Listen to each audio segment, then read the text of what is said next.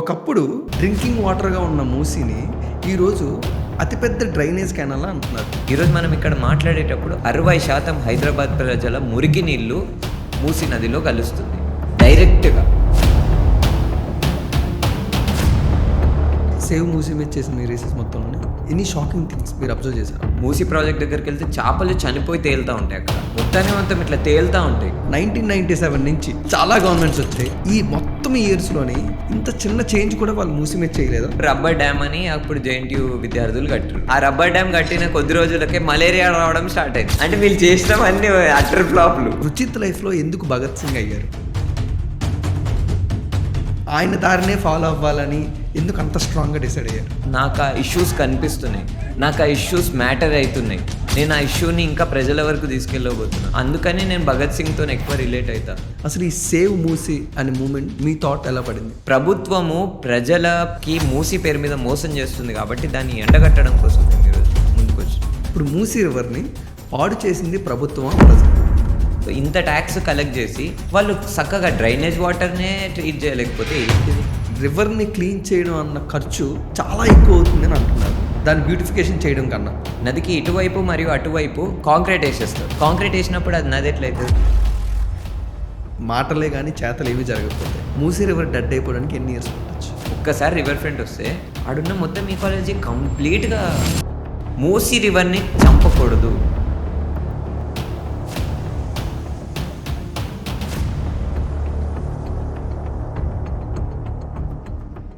Hi Ruchit. Hi. మా first question ఏంటంటే, ఇంత యంగ్ ఏజ్లోని ఒక యాక్టివిస్ట్గా నిన్ను టర్న్ చేసిన మూమెంట్ ఏంటి?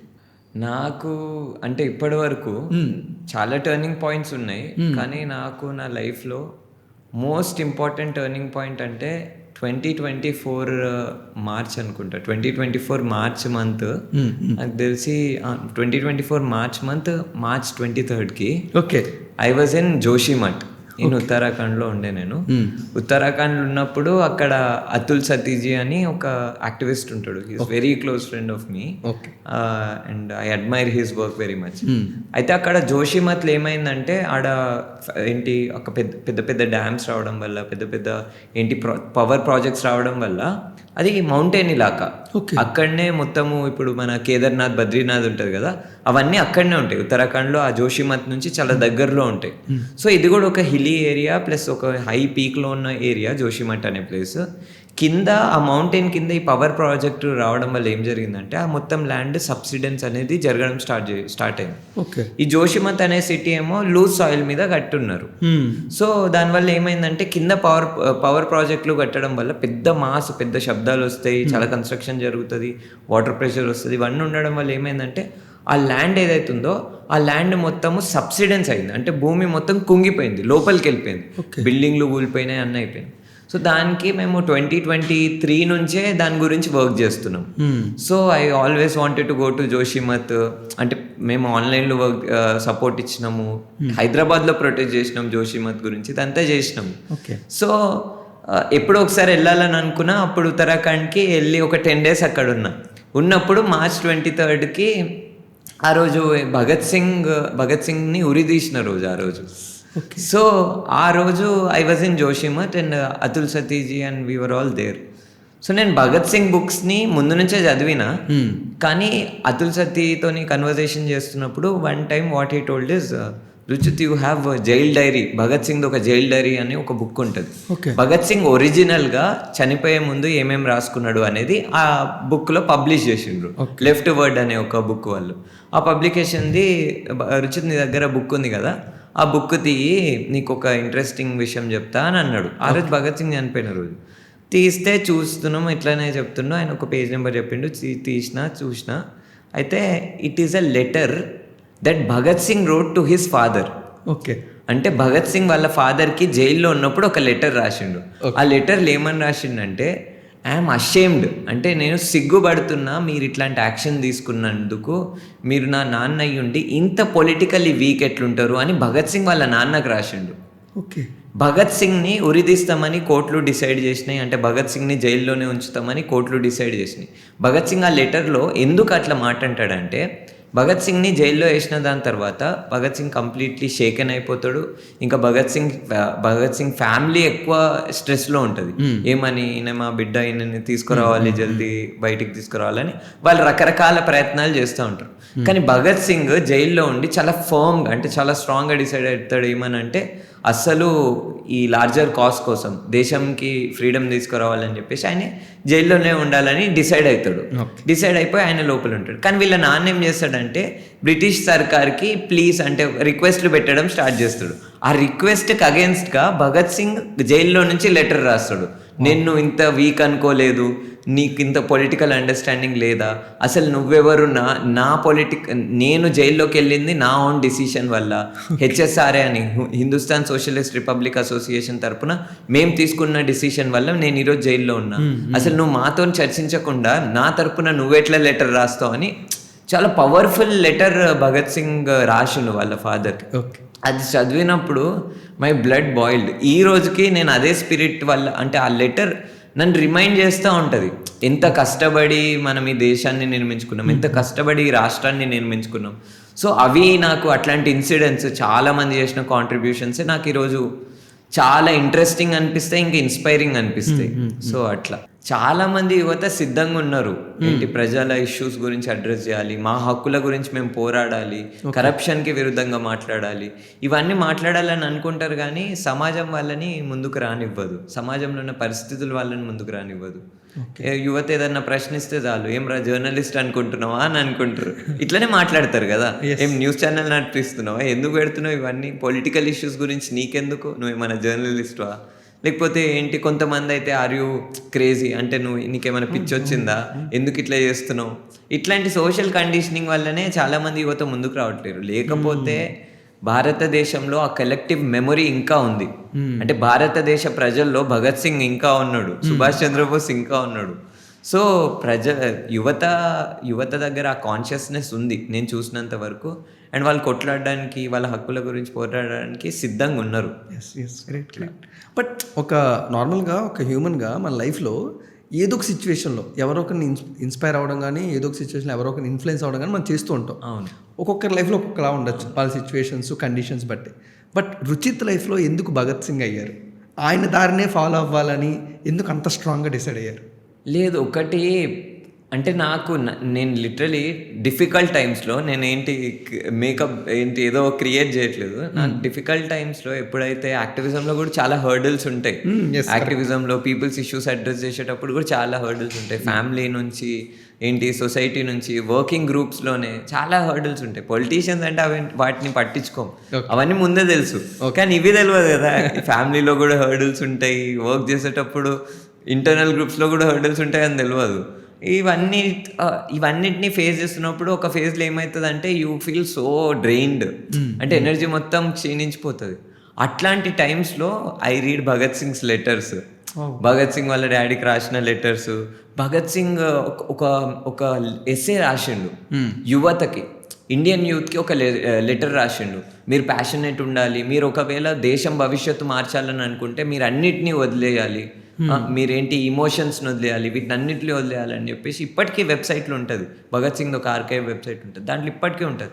నేను ఎప్పుడు లో ఫీల్ అయినా, ఎప్పుడేం ఫీల్ అయినా భగత్ సింగ్ ఆ జైల్ డైరీ చూస్తే నాకు ఎనర్జీ వస్తుంది. Plus because I relate to what he's seeing. అంటే ఇప్పుడు చాలామంది యువతకి ఆ దృష్టికోణం లేదేమో, వాళ్ళకి ఆ లెన్స్ లేదేమో. నా దగ్గర ఆ లెన్స్ ఉంది and I'm grateful for that. ఇప్పుడు సమాజంలో చాలామంది యువత కులంని చూడలేరు, సమాజంలో చాలామంది యువత మిగతా డిస్క్రిమినేషన్స్ని చూడలేరు. ఐఎమ్ గ్రేట్ఫుల్ దట్ నాకు ఆ ఇష్యూస్ కనిపిస్తున్నాయి, నాకు ఆ ఇష్యూస్ మ్యాటర్ అవుతున్నాయి, నేను ఆ ఇష్యూని ఇంకా ప్రజల వరకు తీసుకెళ్ళబోతున్నాను అని నేను గ్రేట్ఫుల్ ఫీల్ అవుతా. సో అందుకని నేను భగత్ సింగ్తో ఎక్కువ రిలేట్ అవుతా. అదొకటి. ప్లస్ భగత్ సింగ్ని నేను ఎందుకు ఎక్కువ ఇష్టపడతా అంటే ఆయన చేసిన సాక్రిఫైస్. భగత్ సింగ్ ఎప్పుడు వైలెంట్, అందరు అంటారు భగత్ సింగ్ ఫోటో పెడతారు, మొత్తం ఏదో రెడ్ కలర్ ఫోటో పెడతారు, గంది ఫోటో పెడతారు. భగత్ సింగ్ ఎంత పెద్ద ఇంటెలెక్చువల్ అంటే Bhagat Singh's resistance was always intellectual resistance. Intellectual resistance అంటే ఎట్లా అంటే, భగత్ సింగ్ గురించి చాలామందికి తెలియదు, భగత్ సింగ్ పార్లమెంట్లో బాంబులు ఇసిరేస్తాడు. బాంబులు ఇసిరేసినప్పుడు ఉట్టిగానే బాంబులు ఇసిరేలే భగత్ సింగ్, హార్మ్లెస్ బాంబ్స్ని ఇసిరేసిండు. హార్మ్లెస్ బాంబ్స్ అంటే ఆ బాంబ్స్ విసిరేసినప్పుడు అవి పేలి మనుషులు చచ్చిపోరు. Okay okay. సో అట్లాంటి బాంబ్స్ని విసిరేసిండు. ఇంకొకటి ఏంటంటే ఉట్టిగానే బాంబులు విసిరేలే, దాంతోపాటు ఒక పాంప్లెట్ని ఇసిరేసిండు. ఆ పాంప్లెట్లో వాళ్ళ డిమాండ్స్ని పెట్టిండు. వాళ్ళ డిమాండ్స్ని మేము ఫ్యూడలిజంకి వ్యతిరేకంగా, ఇంపీరియలిజంకి వ్యతిరేకంగా, వీటికి అన్నిటికీ వ్యతిరేకంగా మేము కొట్లాడతామని చెప్పేసి ఆయన మెన్షన్ చేసిండు. So Bhagat Singh struggle was always a intellectual fight. Is a very great intellectual. అంత యంగ్ ఏజ్లో ఆయన అట్లున్నాడు కాబట్టి మేము ఈరోజు I take so much spirit from him అట్లా. సూపర్. బట్ ఎనీవేస్ అంటే నార్మల్గా రుచిత్ మీరు పార్ట్ అయ్యి లేకపోతే క్లైమేట్ ఫ్రెండ్ పార్ట్ అయ్యి మాకు చాలా బాగా రిసెప్షన్ వచ్చిన, ప్రజలకు బాగా తెలిసిన కొన్ని మూమెంట్స్ ఉన్నాయి. అందులో HCU కానీ దామగుండం కానీ, అండ్ ఆ తర్వాత బాగా మాకు తెలిసింది సేవ్ మూసీ ఒకటి. సో ఐ థింక్ HCU గురించి దామగుండం గురించి ఇవన్నీ కూడా కొంచెం పాస్ట్ అయిపోయాయి కాబట్టి నౌ ప్రెజెంట్ సేవ్ మూసీ ఇది కొంచెం ఒక ఫైర్ ఇష్యూ లాగా కొంచెం కరెంట్ బర్నింగ్ టాపిక్ లా ఉంది. మీరు దాని గురించి ఒక ల్యాప్టాప్లో పెట్టి మీరు ఇచ్చిన ప్రెజెంట్ పవర్ పాయింట్ చూస్తుంటే మైండ్ బ్లాస్ట్ అయిపోయింది, అసలు దీని వెనకాల ఇన్ని జరుగుతున్నాయా అని. సో ఈరోజు మనకి ఎంతవరకు పాసిబుల్ అయితే దాని గురించి మీరు అంతా మాకు అవేర్నెస్ క్రియేట్ చేయాలని కోరుకుంటున్నాం. Will start. అసలు ఒకప్పుడు డ్రింకింగ్ వాటర్గా ఉన్న మూసీని ఈరోజు అతిపెద్ద డ్రైనేజ్ కెనాల్ అంటున్నారు. అసలు ఇంత ట్రాన్స్ఫర్మేషన్, ఇంత చేంజ్ ఓవర్ ఒక మంచి నీళ్ళు తాగే నదిలోని లేకపోతే ఒక రివర్లోని ఎందుకు వచ్చిందంటారు? ఇక్కడ 2 points. ఒకటి sewage water entering into Musi river, second is effluents that are entering into Musi river. Okay. Sewage water అంటే హైదరాబాద్ నగరంలో ఉన్న ప్రజలు ఏదైతే మురికి నీళ్ళని వాళ్ళ ఇళ్లలో నుంచి జనరేట్ చేస్తారో అది డైరెక్ట్గా మూసీ నది లోపల కలవడం, అదొకటి. ఎఫ్లూయెంట్ వాటర్ అంటే ఏదైతే ఇండస్ట్రీస్ ఉన్నాయో ఆ ఇండస్ట్రీస్ ఏవైతే పొల్యూటెంట్స్ని రిలీజ్ చేస్తున్నాయో వాటిని ఎఫ్లూయెన్స్ అని అంటాం. ఆ ఎఫ్లూయెన్స్ డైరెక్ట్గా మూసీ నది లోపల పారడం వల్ల ఈరోజు మూసీ నది అనేది కాలుష్యంగా మారింది. ఇవి 2 పాయింట్స్ వల్లనే ఈరోజు మూసీ నది అనేది ఈ పరిస్థితికి వచ్చింది, ఇంకేదో రీజన్స్ వల్ల కాదు.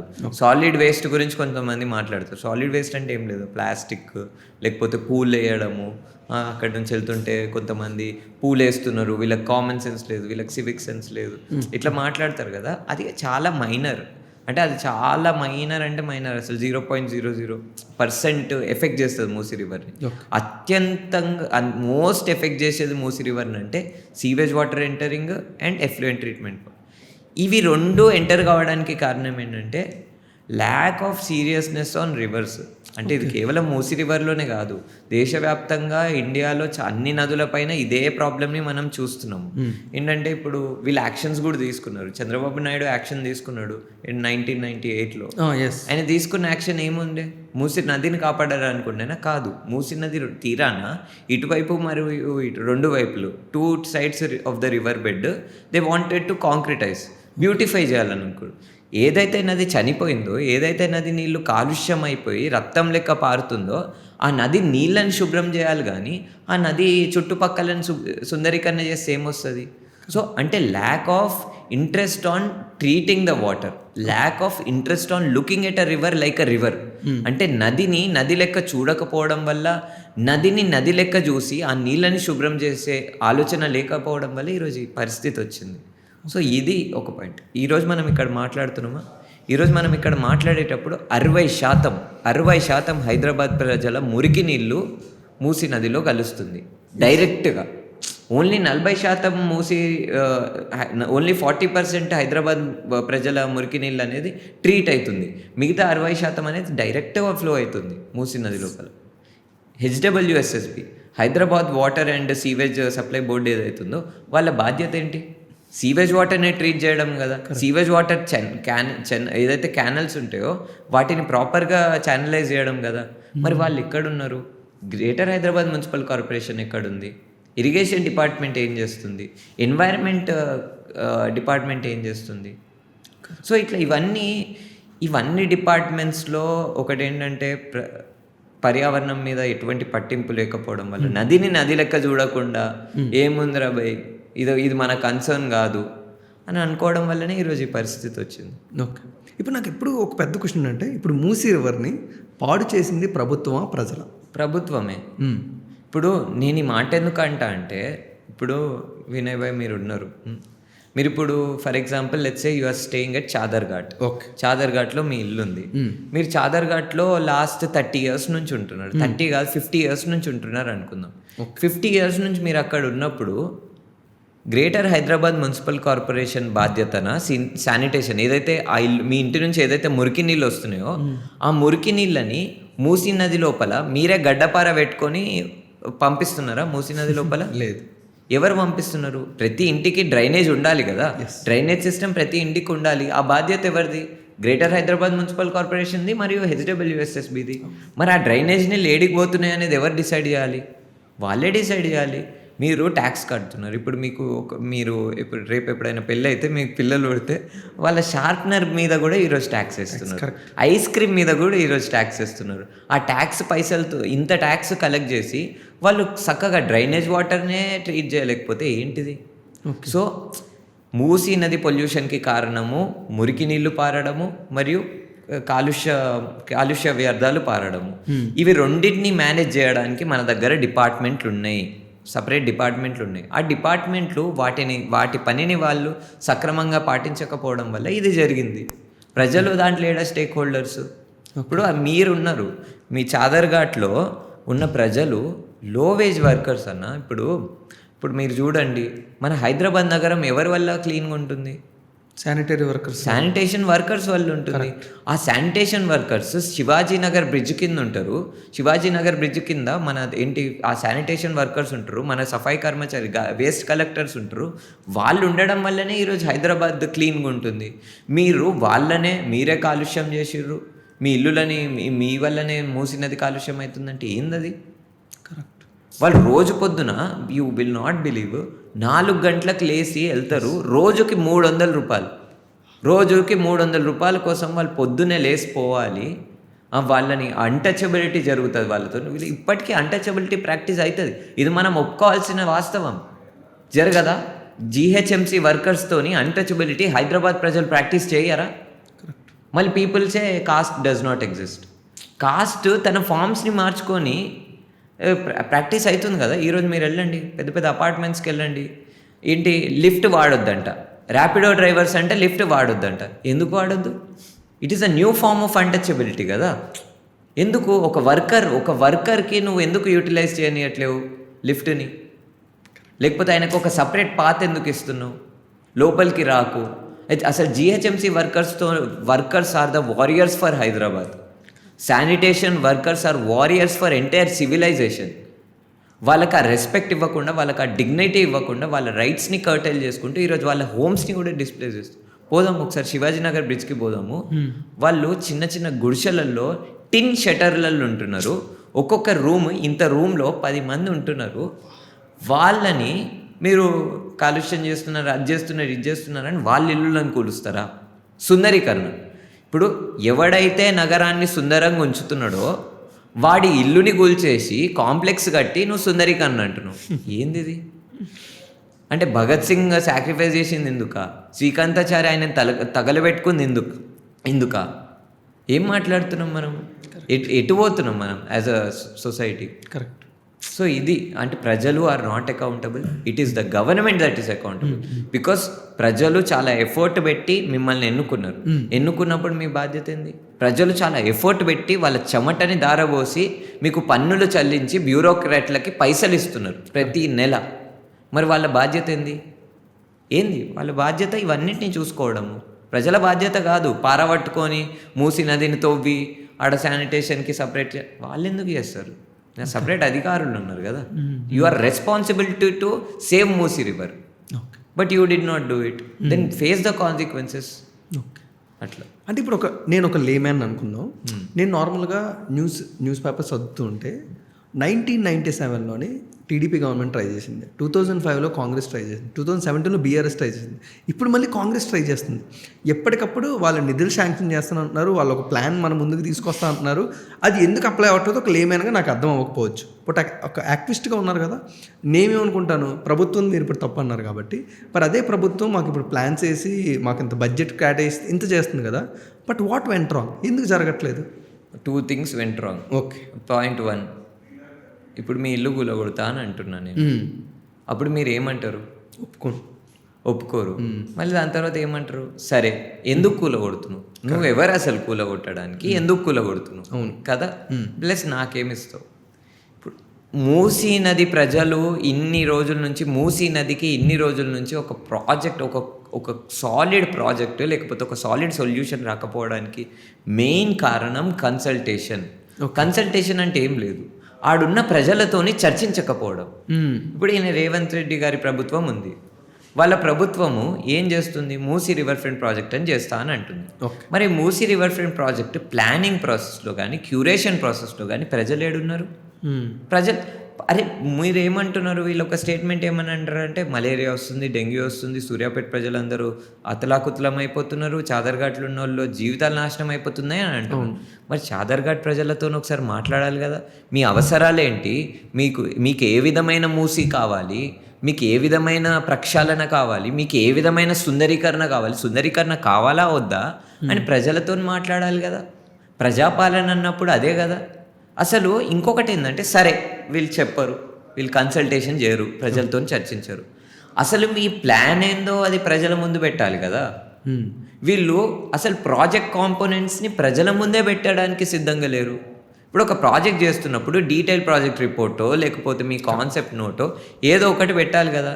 ఇప్పటి వరకు అసలు మీరు ఏం ప్రాజెక్ట్ చేస్తున్నారో ప్రజల ముందు పెట్టకపోతే ప్రజలు అబ్జెక్షన్ ఎట్లా ఇస్తారు? ప్రజల క్రిటిక్ని కూడా తీసుకోరా మీరు? అంత భయపడుతుర్రా? So major problem point number 1 is consultation. ప్రజలతో చర్చించకపోవడం వల్ల, ప్రజలతో చర్చించినప్పుడు ప్రజలు వ్యతిరేకిస్తారు. వాళ్ళకి డీటెయిల్సే తెలియదు, వాళ్ళ ఇల్లు ఎందుకు కూలుతుందో, వాళ్ళకి ఏమొస్తుందో, అసలు వాళ్ళ స్టేక్ హోల్డర్, వాళ్ళ పార్ట్నర్షిప్పే లేదు కదా.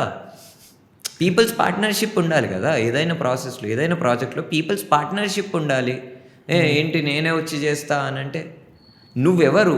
You are built by the citizens of this country, but you are forgetting citizens and you are only remembering your self.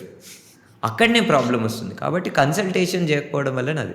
రెండో పాయింట్ ఏంటంటే, వీళ్ళు ఎప్పుడైనా కానీ ప్రజల నీడ్స్ని డిస్కార్డ్ చేస్తూ ప్రాజెక్టులను బిల్డ్ చేసిండు. ఇప్పుడు ఈయన ఉన్నాడు, నందనవనం అని ప్రాజెక్ట్ తీసుకొచ్చిండు. నందనవనం ప్రాజెక్ట్ అనేది అప్పుడున్న ప్రజల నీడ్స్ వేరు, ఈయన కావాలనుకున్న నీడ్స్ వేరు. ఈయన కూడా ఏమన్నాడు, సుందరీకరణ చేస్తా అని అన్నాడు. ప్రజలకు సుందరీకరణ అవసరం లేదు. అప్పుడున్న ప్రజలు ఎంత కష్టపడుతుండ్రు, ఇప్పటికీ అదే కష్టంలో ఉన్నారు. చిన్న చిన్న ఇల్లులలో ఉంటున్నారు, విద్య లేదు, వైద్యం లేదు. చిన్న జబ్బు వస్తే హాస్పిటల్కి పోతే ఇన్ని వేల రూపాయలు అవుతున్నాయి. వాళ్ళ నీడ్స్ వేరే ఉన్నాయి. నువ్వేమో 1,00,000 కోట్లు ఏంటి ఈ సుందరీకరణ మీద ఖర్చు పెడతా అని అంటున్నావు. ప్రజలు వ్యతిరేకించారా? మరి తెలంగాణ రాష్ట్రం ఆల్రెడీ అప్పులల్లో పడ్డదని వాళ్ళే నాయకులు అని అంటారు. వాళ్ళే నాయకులు అప్పులల్లో ఉన్నాయి, మేము మీకు డబ్బులు ఇవ్వలేమని అంటారు. మళ్ళీ వాళ్ళే నాయకులు ఏమని అంటారు, మేము మూసీ నదిని సుందరంగా మారుస్తామని అంటారు. People's needs are different, their needs are different, politicians needs are different. వాళ్ళు ప్రజల ఆలోచనని, మూసీ నదికి కావాల్సిన అవసరాలని పక్కన పెట్టి వాళ్ళ ఓన్ నీడ్స్ని బిల్డ్ చేస్తున్నారు. మూసీ నదిని అమ్మాలి, ఎట్లా అమ్మాలి మూసీ నదిని సుందరీకరణ చేసి ఆడ ల్యాండ్ వాల్యూ పెరిగినప్పుడు ఇండస్ట్రియలిస్ట్కి అమ్మాలి, ఎట్లా అమ్మాలి, ఇది వాళ్ళ ఆలోచన విధానం. కానీ తెలంగాణ ప్రజలు డిమాండ్ చేస్తుంది ఏంటి, మూసీ నది నీళ్ళని సాఫ్ చేయండి, సూర్యాపేట ప్రజల బతుకులు మార్చండి, ఈ చాదర్ఘాట్లు ఉన్న ప్రజలు బతుకులు మార్చండి. ఇది ప్రజల నీడు. వీళ్ళ నీడ్ ఏంది, రియల్ ఎస్టేట్కి అమ్మాలి. సో ఇదే ఈ టూ కాంట్రడిక్షన్స్ వాళ్ళు ప్రజలతో చర్చించరు, ప్రజల అవసరాలని గుర్తించరు. ఓకే, అట్లా. బట్ ఇప్పుడు పాసిబుల్ అవుతున్నారు నిజంగా చెప్పండి. అంటే మనం మూసీ రివర్ వాటర్ని మనం క్లీన్ చేయడం పాసిబుల్ అవుతుంది. ఎందుకంటే నేను చాలామంది పొలిటీషియన్స్తో మాట్లాడినప్పుడు అది రివర్ని క్లీన్ చేయడం అన్న ఖర్చు చాలా ఎక్కువ అవుతుందని అంటున్నారు, దాన్ని బ్యూటిఫికేషన్ చేయడం కన్నా. సో మీ మాటలు ఏమండి? వీళ్ళు మొత్తం అబద్ధం. అది నిజంగానే అబద్ధం. ఓకే, ఎందుకంటే బ్యూటిఫికేషన్లో ఏదైతే ఖర్చు, వీళ్ళ ప్రకారం బ్యూటిఫికేషన్ అంటే నదిని చంపడం. ఎందుకంటున్నా అంటే ఈ మాట, నది ఉంటుంది కదా, నదికి ఇటువైపు మరియు అటువైపు కాంక్రీట్ వేసేస్తారు. కాంక్రీట్ వేసినప్పుడు అది నది ఎట్లయితుంది, కాలువ అవుతుంది. ఊర్లలో కెనాల్స్ ఉంటాయి కదా, కౌంటర్ కెనాల్ ట్రెంచ్ అని అంటారు, CCT. అప్పుడు వేసిర్రు, మొత్తం సిమెంట్ వేస్తారు ఇటువైపు అటువైపు. అట్లా మూసీ నదిని కాలువ లెక్క మారుస్తామని అంటున్నారు. సో ఈ సుందరీకరణకి చాలా ఎక్కువ డబ్బులు ఖర్చు కాదు. కానీ వాటర్ ప్యూరిఫికేషన్కి comparatively very less cost will happen. ఎందుకంటే you will just have to establish STPs and effluent treatment plans. దానికి డబ్బులు ఏంటి నుంచి తీసుకొస్తావంటే ఇప్పటి వరకు మొత్తం మూసీ నది చరిత్రలో ఎవరెవరైతే కాలుష్యాన్ని కలిపినారో వాళ్ళని అకౌంటబుల్ నిల్చోబెట్టండి. ఇట్లా ఎక్కడ జరగలేదని అంటారు. నేను మీకు ఫ్యాక్ట్స్ చెప్పానా? పూణే మున్సిపల్ కార్పొరేషన్ మీద, ఇప్పుడు మనకి జిహెచ్ఎంసీ ఉంది కదా, అట్లనే పూణే మున్సిపల్ కార్పొరేషన్ మీద 500 కోట్లు ఫైన్ అక్కడున్న ఇరిగేషన్ డిపార్ట్మెంట్ ఫైన్ విధించింది. ఎందుకు? మూలామూత అనే నది మీద వాళ్ళు ఇన్ని సంవత్సరాల నుంచి సీవేజ్ వాటర్ని పారేస్తున్నారు కాబట్టి 500 కోట్లు ఫైన్ వేసింది అక్కడున్న ప్రభుత్వమే. మరి అట్లా మన దగ్గర ఎందుకు వేయదు? ఏదైతే డిపార్ట్మెంట్లు ఇన్ని రోజుల నుంచి నెగ్లిజెన్స్ చేసినాయో, ఇన్ని రోజుల నుంచి మూసీ నదిని చంపడంలో పార్ట్ అయి ఉన్నాయో, ఆ డిపార్ట్మెంట్ల మీద చేయండి, మీరు అకౌంటబిలిటీ నిల్చోబెట్టండి. అదొక్కటే కాకుండా ఏవైతే ఇండస్ట్రీలు మూసీ నదిని కాలుష్యం చేసినాయో ఆ ఇండస్ట్రీల మీద అకౌంటబిలిటీ పెట్టండి. ఇదేం కదా మీకు ఆటోమేటిక్గా కంపారిటివ్లీ చాలా తక్కువ కాస్ట్ అవుతుంది. Okay, held the polluters accountable. పొల్యూటర్స్ని అకౌంటబుల్ నిల్చోబెట్టండి. వాళ్ళని అసలు పొల్యూటర్స్ ఎవరో ఐడెంటిఫై చేయరు. వీళ్ళు ఎవరు పొల్యూటర్సో తెలియాలి కదా, ఒక అసెస్మెంట్ ఇవ్వాలి కదా. మూసీ నదిలో పొల్యూషన్ ఎక్కడెక్కడి నుంచి వస్తుంది అని ఒక బుక్ రిలీజ్ చేయండి, ప్రజల ముందు పెట్టండి కదా. వీళ్ళు అంటున్నారు మూసీ నది ప్రజలు పొల్యూషన్ చేస్తున్నారు అని అంటున్నారు. ఎవరు లీడర్ అన్నారు అన్నమాట. మరి ఆ పొల్యూషన్ చేస్తున్నారని అన్నప్పుడు దానికి ఎవిడెన్స్ ఉండాలి కదా. కరెక్ట్. లేకుండా ఏం బేసిస్ లేకుండా ఎట్లా మాట్లాడతారు అట్లా? కరెక్ట్. రుచిత్, బట్ నాకు ఇప్పుడు ఒక డౌట్ వచ్చింది. మీరు ఇప్పుడు అకౌంటబిలిటీ అన్నారు కదా, ఇప్పుడు అలా చూసుకుంటే మరి మూసీలోని 60% మన పీపులే ఉన్నారు కదా. అవును. ఇప్పుడు వాళ్ళే అకౌంటబిలిటీ అవ్వాలి అంటారా? లేదా ఒక పక్క ఫార్మా ఇండస్ట్రీస్ కూడా కలుస్తున్నాయి. అవును. మిగతాదంతా కూడా ప్రజలతో స్వేజ్ వాటర్ కలుస్తుంది. ఇప్పుడు అకౌంటబిలిటీ ఎవరిది ఎక్కువ ఉన్నట్టుంది? ప్రజలదే కదా ఎక్కువ ఉన్నట్టుంది. అయితే మీరు చెప్తున్నారు కదా, ఇది చాలా important confusion and one clarity I want to give. Okay. ఇప్పుడు రామంతపూర్లో ఒక సీవేజ్ ట్రీట్మెంట్ ప్లాంట్ ఉంది. అది నాకు తెలిసి 243 mld million litres per day వాటర్ని ట్రీట్ చేస్తారు ఆ రామంతపూర్. మరి రామంతపూర్లో ఉన్న సీవేజ్ ట్రీట్మెంట్ ప్లాంట్ ఎందుకు మిగతా చోట్లలో లేదు? ఆ స్థాయిలో ఎందుకు లేదు? రామంతపూర్లో ఒకవేళ ప్రజలే సీవేజ్ వాటర్ని ట్రీట్ చేయాలని అనుకుంటే ఎందుకు ఓన్లీ రామంతపూర్లో, ఇంకా అత్తాపూర్లో, నాగోల్లో ఓన్లీ కొన్ని చోట్లలోనే ఎందుకు ఉంది? లెస్ కెపాసిటీలో సీవేజ్ ట్రీట్మెంట్ ప్లాంట్ ఎందుకు ఉంది? Okay.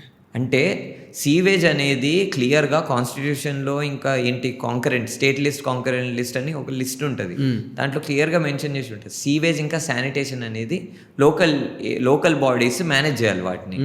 So local bodies are accountable for sanitation water. ఏదైతే మురికి నీళ్ళు ఉంటుందో దాన్ని మేనేజ్ చేయాల్సింది లోకల్ గవర్నెన్స్ బాడీస్, లేకపోతే స్పెషల్ వెహికల్స్, HWSSB లెక్క. వాళ్ళు అకౌంటబుల్. మురికి నీళ్ళని ఛానలైజ్ చేయాల్సింది వాళ్ళు. ప్రజలు ఎట్లా చేస్తారు? సో 60% ప్రజల ఇళ్ళ నుంచే వస్తుంది, దాంట్లో డౌట్ లేదు. కానీ ఆ నీళ్ళని ట్రీట్ చేయాల్సిన బాధ్యత ఎవరిది? ఓకే. మీరు 40% నీళ్ళని ట్రీట్ చేస్తుంది జిహెచ్ఎంసీ అయినప్పుడు మిగతా 60%ని ట్రీట్ చేయనిది కూడా జిహెచ్ఎంసీయే కదా. కరెక్ట్. దాన్ని మనం మర్చిపోతే ఎట్లా? సో ఇట్ ఈస్ జిహెచ్ఎంసీస్ accountability which they are skipping.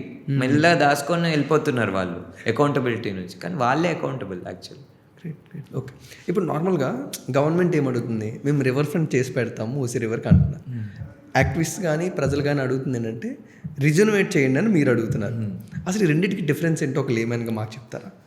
River front అంటే మీకు ఇందాక చెప్పినా కదా, ఇప్పుడు ఒక నది అంటే మీ అండర్స్టాండింగ్ ప్రకారం ఏంటి చెప్పండి. ఒక రివర్లో ఏమేమి ఉంటాయి? రివర్ అన్నప్పుడు మీకు మైండ్లో ఏమేమి గుర్తొస్తాయి? జస్ట్ అందులో ఒక డ్రింకింగ్ వాటర్ ఉంటుంది, దాంతోపాటు చేపలు చాలా స్పీషియస్ ఉంటాయి అందులోని, అంతే కదా.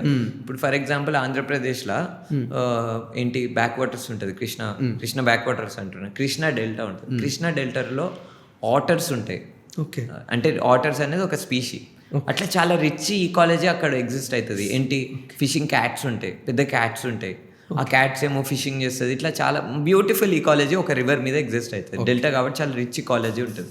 అట్లనే మూసీ రివర్ మీద కూడా చాలా రిచ్ ఈకాలజీ ఉంటుంది. ఆ ఈకాలజీ లోపల ఇన్సెక్ట్స్ ఉంటాయి, బ్యూటిఫుల్ ట్రీస్ ఉంటాయి, ష్రబ్స్ ఉంటాయి, గ్రాస్ ఉంటుంది, ఇవన్నీ ఉంటాయి. ఒక రివర్ అన్నప్పుడు ఇవన్నీ ఆస్పెక్ట్స్ ఇంక్లూడ్ అయ్యి ఉంటుంది. కానీ మన ప్రభుత్వము తన ప్లాన్ ప్రకారము రివర్ ఫ్రంట్ అంటే ఏం చేస్తుంది అంటే ఈ మొత్తం రివర్ బెడ్ని కాంక్రిటైజ్ చేసేస్తుంది. ఓకే. ఈ మాట నేను ఎక్కడి నుంచి, మీ ఆధారం ఏంది? How are you telling that government will concretise this river? What is the basis అని ప్రజలు నన్ను అడిగితే ఒకటే మాట, మన ప్రభుత్వ ఖజానాలో నుంచి డబ్బులు ఖర్చు పెట్టి జీహెచ్ఎంసీ కార్పొరేటర్స్ని సబర్మతికి తీసుకెళ్ళింది పోయిన నెల జనవరిలో. ఓకే. తీసుకెళ్ళినప్పుడు అక్కడ ఉన్న వాళ్ళు పబ్లికలీ పెట్టినారు, ఏంటి సబర్మతి ఈజ్ ఆర్ ఇన్స్పిరేషన్, మేము ఇక్కడ సబర్మతియే మాకు స్ఫూర్తి అని పెట్టినారు. దాని తర్వాత సరే సబర్మతిని వీళ్ళు ఇన్స్పిరేషన్ అంటారు కదా అని సబర్మతి మీద క్రిటిక్, సబర్మతి మీద ఏమేమైతే రీసెర్చ్ రిపోర్ట్స్ ఉన్నాయో అవన్నీ తీసినాం. సబర్మతి ప్రాజెక్ట్ ఎక్కడెక్కడైతే ఎగ్జిస్ట్ అవుతుందో, ఎన్ని కిలోమీటర్స్ అయితే సబర్మతి రివర్ ఫ్రంట్ ప్రాజెక్ట్ ఉందో అక్కడ 1 ఇంచ్ కూడా ఈకాలజీ లేదు, 1 ఇంచ్ కూడా పర్యావరణం లేదు. ప్రూవ్ చేయమనండి అధికారులని. అక్కడ లేదు, నువ్వు చెప్పేది అవాస్తవము, సబర్మతిలో సూపర్ ఈకాలజీ ఉంది, ఒక ఇంత బయోడైవర్సిటీ ఉంది అని ప్రూవ్ చేయమనండి. సబర్మతి రివర్ ఫ్రంట్ ప్రాజెక్ట్ వల్ల ఇంత ఈకాలజీ అనేది రివైవ్ అయిందని ప్రూవ్ చేయమనండి. ఒక సైంటిఫిక్ ఐఐటీతోనో ఏదో ఒక దాంతో ఒక పబ్లికేషన్ రిలీజ్ చేయమనండి. దమ్ము ఉండదు. కానీ మేము 100 డాక్యుమెంట్లు పెడతాం ఇప్పుడు వాళ్ళ ముందు. మా దగ్గర ఆల్రెడీ డాక్యుమెంట్లు ఉన్నాయి.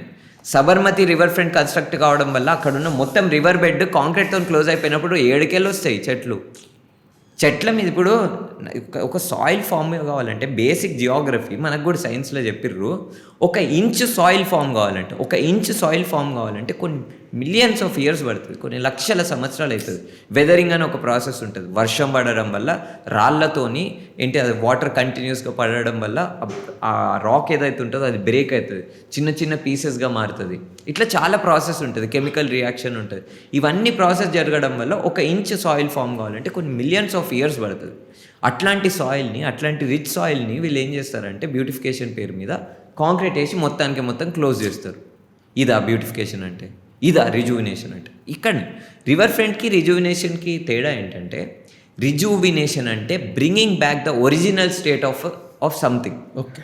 Let's say we will rejuvenate Damagundam forest, we will rejuvenate the Kancha Gachibowli forest అని అన్నాం అనుకో, దాని అర్థం ఏంటంటే కంచగచ్చిబౌలిలో వీళ్ళు జేసీబీ వీళ్ళు వాడి 100 ఎకరాలని వీళ్ళు మొత్తం అటాచ్ చేసేసారు. రిజువినేట్ అంటే దాని అర్థం ఏంటంటే ఆ 100 ఎకరాల్లో ఒక టైంలో ఏదైతే గ్రాస్ ల్యాండ్స్ ఉండేనో ఆ గ్రాస్ ల్యాండ్స్ని మళ్ళీ ఒరిజినల్ స్టేట్కి తీసుకురావడమే రిజువినేషన్ అంటే, పునర్జీవనం. దాన్ని ఒరిజినల్ స్టేట్లోకి తీసుకురావడం. మరి వీళ్ళు రివర్ ఫ్రంట్లో అది చేస్తున్నారంటే కాదు, ఇంకా దాన్ని కంప్లీట్గా చంపేస్తున్నారు. రివర్ ఫ్రంట్ ప్రాజెక్టులు అని అంటే ఏం జరుగుతుంది? Concretizing the river. Concretizing the river, when you say you are concretizing the river, we are against it డెఫినెట్గా. ఈరోజు కాదు, 2024లో కాదు మా ఉద్యమం మొదలైంది. 2022లోనే పూణేలో రివర్ ఫ్రంట్ కడతామంటే దానికి వ్యతిరేకంగా మేము నిరసనలు చేసినాం హైదరాబాద్ నుంచి. కానీ ఎప్పుడు ఇమాజిన్ చేయలేము మూసీ మీద రివర్ ఫ్రంట్ వస్తుందని. ఓకే. సో అట్లా రివర్ ఫ్రంట్ నదిని కాపాడాలని చెప్పి నదిని చంపుతామంటే ఎవ్వరు ఒప్పుకోరు. నది అంటే అక్కడున్న చెట్లు, నది అంటే అక్కడున్న చేపలు, నది అంటే అక్కడున్న మిగతా ఈ పర్యావరణం, దాన్ని తీసేసి కడతామంటే ఖచ్చితంగా వీఆర్ అగేన్స్ట్ ఇట్. అసలు ఇప్పుడు ఈ మూసీ రివర్లో ఉన్న ఈకోసిస్టమ్ సిచ్యువేషన్ ఏంటి? మీ రీసెర్చ్లో ఏమైనా తెలిసిందా? మూసీ రివర్లో ఉన్న ఈకోసిస్టమ్ పరిస్థితి ఏంటంటే, ఇప్పుడు ఫర్ ఎగ్జాంపుల్ తలాపియా అని ఒక ఫిష్ ఉంది, అదొక ఆఫ్రికన్ ఫిష్. ఓకే. అది ఎక్కువ ఉంది. ఎందుకు ఎక్కువ ఉందంటే మన మూసీ రివర్లో కెమికల్ కంటెంట్ ఎక్కువ పెరగడం వల్ల ఏమైపోయిందంటే మన లోకల్ చేపలు పెరుగుతలేవాడ, సర్వైవ్ కాలేవు అవి. ఈ తలాపియా అనే ఫిష్ అనేది అంటే అది ఆఫ్రికాలో ఉన్న అది ఆ కాంపిటేటివ్ నేచర్ వల్ల అది సర్వైవ్ అవుతుంది. అందుకని మనకు తలాపియా ఫిష్ ఎక్కువగా అనిపిస్తుంది. మన నేటివ్ స్పీషీస్ అన్నీ అంతరించిపోతున్నాయి. చెట్ల విషయంకి వచ్చేసరికి ల్యాంటీనా, అమెరికన్ కాంగ్రెస్ వీడ్, ఇట్లా చాలా ఇన్వేసివ్ స్పీషీస్ అనేవి పెరుగుతున్నాయి. అవి ఎందుకు పెరుగుతున్నాయి అంటే కెమికల్ కంటెంట్ ఎక్కువ ఉండడం వల్ల ఆ చెట్లు, అంటే మన నేటివ్ చెట్లు కూడా పెరగలేకపోతున్నాయి. మరి అటువంటిప్పుడు ప్రభుత్వము మూసీ నది పునర్జీవనం చేయాలంటే చేయాల్సింది ఆ కాలుష్యాన్ని అరికట్టాలి. కాలుష్యాన్ని అరికట్టి దాని తర్వాత ఇంచ్ టు ఇంచ్ పర్యావరణాన్ని స్టడీ చేసి దాని తర్వాత ముందుకు కదలాలి. ఏంటంటే మాకు తెలిసింది ఏంటంటే మొత్తానికి మన మూసీ రివర్ అనేది కంప్లీట్గా మూసీ రివర్ వాటర్ అనేది కంప్లీట్గా పొల్యూట్ అయిపోయింది. దానివల్ల ఏం జరుగుతుందంటే మన ఈకోసిస్టమ్ అనేది మారుతుంది. ఈకోసిస్టమ్ అనేది ఎట్లా మారుతుందంటే మనకి కొత్త స్పీషీలు అంటే ఇప్పుడు తెలంగాణలో ఉన్న ఏవైతే ఒరిజినల్ చెట్లు ఉండేనో, ఒరిజినల్ జీవరాశులు ఉండేనో, ఆ జీవరాశులన్నీ అంతరించిపోయే స్టేట్కి వెళ్ళిపోయి వేరే స్పీషీస్ అన్నీ పెరుగుతున్నాయి. అవి కూడా ఎట్లా పెరుగుతాయంటే ఇప్పుడు ఫర్ ఎగ్జాంపుల్ ఆఫ్రికాలో ఉండే స్పీషీస్ ఉన్నాయి, సౌత్ అమెరికాలో ఉండే స్పీషీస్ ఉన్నాయి. ఆఫ్రికాలో ఉండే స్పీషీస్ మేజర్గా ఏంటంటే కాంపిటేటివ్ ఉంటాయి. ఓకే. కాంపిటేటివ్ అంటే ఆ చెట్లు, ఆ వీడ్ ఏమైతే ఉంటాయో, ఆ గ్రాస్ వీడ్ స్పీషీస్ ఏమంటాయి అంటే అవి ఎక్కువ చాలా స్పీషీస్ ఉంటాయి కాబట్టి అవి ఎప్పుడు సర్వైవల్ మోడ్లో ఉంటాయి, ఎక్కువ కాంపిటేటివ్ ఉంటాయి. కానీ మన డెక్కన్ టెరైన్లో, మన తెలంగాణ రీజియన్లో ఏంటంటే అవి కొంత స్టేబుల్గా ఉంటాయి. ఇప్పుడు ఆ స్పీషీ ఇక్కడికి వచ్చినప్పుడు ఏం జరుగుతుందంటే ఆ క్లాష్ జరిగినప్పుడు దీస్ సర్వైవ్. ఇప్పుడు మీరు యూకలిప్టస్ ఉంది, ప్రభుత్వం ఏం చేస్తుంది, యూకలిప్టస్ ప్లాంటేషన్ చేస్తుంది. ఫారెస్ట్ డిపార్ట్మెంట్ ఏంటి, మేము ఒక అడవిని నరకాలి, కాంచగచ్చిబోలలో అడవిని నరకాలి, దాన్ని నరికి ఏమంటారు అంటే మేము కంపెన్సేటరీ ఎఫారెస్టేషన్ చేస్తామని అంటారు. కంపెన్సేటరీ ఎఫారెస్టేషన్ అంటే ఈడొక అడవిని నరికినందుకు మేము ఇంకొక చోట చెట్లని నాటుతాం. ఓకే. అడవికి ప్లాంటేషన్కి చాలా తేడా ఉంటుంది. ఓకే. ఫారెస్ట్ అంటే it has biodiversity, plantation does not have biodiversity. ఫారెస్ట్లో పురుగులు ఉంటాయి బై, కరెక్ట్. ఫారెస్ట్లో పురుగులు ఉంటాయి, కప్పలు ఉంటాయి, ఫారెస్ట్లో పాములు ఉంటాయి, ఫారెస్ట్లో జింకలు ఉంటాయి, చిన్న ఇండియన్ ఫాక్స్ ఉంటుంది, ప్యాంగ్విలిన్, ఇట్లా మల్టిపుల్ స్పీషీస్ ఉంటాయి. నువ్వు చేసే ప్లాంటేషన్లు అవన్నీ తీసుకొస్తావా? తీసుకురాలేవు నువ్వు. ఒకవేళ అందుకనే కంపెన్సేటరీ ఎఫారెస్టేషన్ అవుతుంది. ఇక్కడ నేను ఏం పాయింట్ అంటున్నా అంటే, వీళ్ళు దామగుండంలో మొత్తం అడవిని నరికి కంపెన్సేటరీ ఎఫారెస్టేషన్ కింద యూకలిప్టస్ పెడుతురు. అంటే దామగుండం అనే కాదు, చాలా చోట్ల ఇదే చేస్తున్నారు, యూకలిప్టస్ పెడుతురు. యూకలిప్టస్ ప్లాంట్ పెరిగిన దాంట్లో మన నేటివ్ అంటే మన ప్రాంతీయ పక్షులు ఒక్కటి కూడా వాళ్ళవు తెలుసా? యూకలిప్టస్ని ఒక ఈకాలజికల్ డెజర్ట్ అని అంటారు తెలుసా? ఎందుకు అని అంటే అది మన ప్రాంతంది కాదు, ప్లస్ దాని మీద ఒక సైకిల్ ఉంటుంది పర్యావరణంలో. ఒక పురుగు ఉంది ఫర్ ఎగ్జాంపుల్, ఆ పురుగుకి ఇన్ని సంవత్సరాల నుంచి అది ఒక ష్రబ్ మీద, అంటే చిన్న చెట్టు ఉంటుంది కదా, దాని మీద అది ఫీడ్ చేస్తుంది. ఆ ఇన్సెక్ట్ని ఇంకొక బర్డ్ తింటుంది. కానీ యూకలిప్టస్ మన దేశందే కాదు, ఇది ఎక్కడదో బ్రెజిల్ది, ఆస్ట్రేలియాది. అటువంటి అప్పుడు it is foreign to our nature. ఇది ఏం చేస్తుంది, దీని మీద ఏది ఆధారపడి ఉండదు. మొత్తం ఫారెస్ట్లో యూకలిప్టసే ఉంటే మరి మన బర్డ్స్ ఏం అవ్వాలి, మన ఇన్సెక్ట్స్ ఏం అవ్వాలి? సో ఇట్లా చాలా వాస్ట్ ఉంటుంది. అందుకనే నేను ఏమంటున్నా అంటే మన మొత్తం ఈకాలజీ అనేది చేంజ్ అవుతుంది. మొత్తం ఈకాలజీ అనేది కంప్లీట్గా డిజాస్ట్రస్గా మారిపోతుంది ఇట్లా. సో అంటే మనం ఈ విధంగా చూసుకుంటే దీనికి మొత్తానికి Musi river the main goal అని అనుకోవచ్చా? మూసీ రివర్ వల్లే ఇంత చేంజెస్ మన ఈకాలజికల్ సిస్టంలో చూస్తున్నాం అని అనుకోవచ్చా? అవును, అదొక మేజర్ రీజన్. మళ్ళీ ఇంకొకటి ఏంటంటే మనము పొల్యూషన్ ఈజ్ అ మేజర్.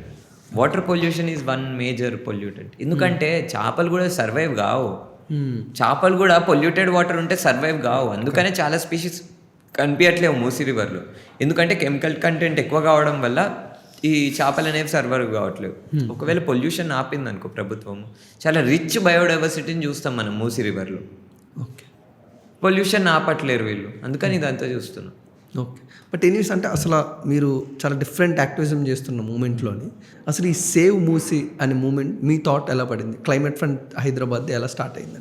ఇప్పుడు క్లైమేట్ ఫ్రంట్ హైదరాబాద్ తెలంగాణ అయింది. Okay, great. ఎందుకంటే మా వర్క్ తెలంగాణ వ్యాప్తంగా ఉంది కాబట్టి అందరం మా స్టీరింగ్ కమిటీలో ఆరుణ్య, అన్సర్, ఉమర్, మేము అందరం కలిసి కలెక్టివ్గా మా లార్జర్ గ్రూప్లో అందరం కలిసి డిసైడ్ చేసినాం క్లైమేట్ ఫ్రంట్ తెలంగాణగా మార్చాలని. గ్రేట్. ఇది మేమొక్కలేమో అనుకుంది కాదు, తెలంగాణ వ్యాప్తంగా పనిచేస్తున్నప్పుడు అందరూ ఏమంటారంటే మీరు హైదరాబాద్ సెంట్రిక్గా కనిపిస్తున్న పేరు మార్చమంటే అట్లా మార్చినాము. ప్లస్ మా పని కూడా తెలంగాణ వ్యాప్తంగా ఉంది కాబట్టి చేసినాము.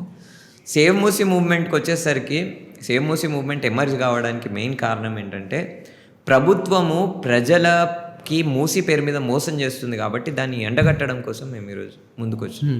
ఎందుకంటే వీళ్ళు 1,00,000 కోట్లు ఖర్చు పెట్టినా, 5,000 కోట్లు ఖర్చు పెట్టినా, 100 కోట్లు ఖర్చు పెట్టినా అది మా జేబులలో నుంచి పోవాల్సింది. I'm citizen of Telangana, I'm citizen of this country, I will have to bear that tax. Revanth Reddy గారిది ఏముంది, కొద్ది సంవత్సరాలు ఉంటారు, దాని తర్వాత ఆయన వెళ్ళిపోతాడు, కేసీఆర్ వెళ్ళిపోతాడు కదా. ఉండేది మేము, the next generation is us and our friends కదా. Young people are the future generation. కాబట్టి రివర్ ఫ్రంట్ లాంటి ఫాల్స్ సొల్యూషన్ని ప్రజల ముందు వాస్తవాలు పెట్టాలి. రివర్ ఫ్రంట్ అనేది ఒక కరెక్ట్ సొల్యూషన్ కాదు, రివర్ ఫ్రంట్ వల్ల నీళ్లు శుభ్రం కావు అన్న ఇంటెన్షన్ తోటి మేము ప్రజల ముందు చైతన్యం కల్పించాలని సేవ్ మూసీ మూవ్మెంట్ స్టార్ట్ చేసినాం. సేవ్ మూసీ మూవ్మెంట్ ఉత్తగానే స్టార్ట్ చేయలే, వీళ్ళు ఉత్తగానే ప్రాజెక్టులు అనౌన్స్ చేస్తారు. మేము మూసీ నది పుట్టిన స్థలం నుంచి, అనంతగిరి కొండల్లో మూసీ నది పుట్టుతుంది, అక్కడి నుంచి వాడపల్లి వరకు మేము యాత్ర చేసినాం 5 రోజులు. అన్ని గ్రామాలు తిరిగినాం. తిరిగి అసలు పరిస్థితి ఏంది, మూసీ నది ఎట్లుంది, ఎంత కాలుష్యం అవుతుంది, ప్రజలకు ఎట్లా ఎఫెక్ట్ చేస్తుంది అని మొత్తం తెలుసుకున్న దాని తర్వాత మూసీ నది రివర్ బెడ్లోకి వెళ్ళి క్లీనప్లు చేసి ఇప్పుడు మళ్ళీ ఇంకొక భారీ క్లీనప్ చేయబోతున్నాం. ఇప్పుడు ఈరోజు కూడా రేపు నిన్న రాత్రి వరకు మేము అక్కడ మూసీ నది ప్రజలతో చర్చించి వాళ్ళతో కన్సల్టేషన్ చేసి మళ్ళీ రేపు కన్సల్టేషన్ ఉంది. అట్లా ప్రజలతో చర్చిస్తూ అక్కడున్న ఏంటి పర్యావరణం గురించి అధ్యయనం చేస్తూ కంటిన్యూస్గా అన్నీ చేస్తూ మూసీ నదితోని ప్రయాణం చేస్తూ ఉన్నాము. వీళ్ళు మూసీ నదితో ప్రయాణం చేయకుండా మూసీ నదిని పీపీటీలో చూసుకుంటే డిసైడ్ చేస్తారు, ఓకే మనం ఇది చేద్దాం. సో మేము మూసీ నదిలో ప్రాక్టికల్గా ఉండి చేయాలని అనుకుంటాం. సో అదే మూసీ మూవ్మెంట్ ఎమర్జ్ కావడానికి కారణం ఒకటి, మూసీకి ఒక ట్రూ సొల్యూషన్ కావాలి. ఎందుకంటే పైసలు ఖర్చు అవుతున్నాయి. పైసలు ఖర్చు అయ్యేటప్పుడు ఒక పాజిటివ్ పని మీద ఖర్చు కావాలి కదా. ముంచే ప్రాజెక్ట్ రావద్దు, మంచి ప్రాజెక్ట్ రావాలి. అందుకనే మేము ఈరోజు ఇంత ఫ్రంట్లోకి వచ్చి మేము ముందుకు వస్తున్నాం. సో అది మేజర్ ఇంటెన్షన్. అట్లా గ్రేట్. ఇప్పుడు అనంతగిరి హిల్స్ వికారాబాద్ దగ్గర ఒక మంచి ప్యూర్ డ్రింకింగ్ వాటర్గా ఉన్న మూసీ నది మన హైదరాబాద్ నల్గొండ జిల్లా అక్కడికి వెళ్ళినప్పటికీ one of the most spoiled వాటర్గా మారిపోతుంది. ఈ జర్నీలో మీరు 5 days చేశారు కదా, ఎక్కడ ద మెయిన్ పాయింట్ ఎక్కడ ఉంది? మోస్ట్ పొల్యూటెడ్ నాగోల్లో మోస్ట్ పొల్యూటెడ్ పాయింట్ అది. అంటే దాంట్లో బిఓడి ఇంకా ఈఓడి లెవెల్స్ అనేవి చాలా ఎక్కువ ఉన్నాయి. నాగోల్లో ఎక్కువ పొల్యూషన్ ఉంది.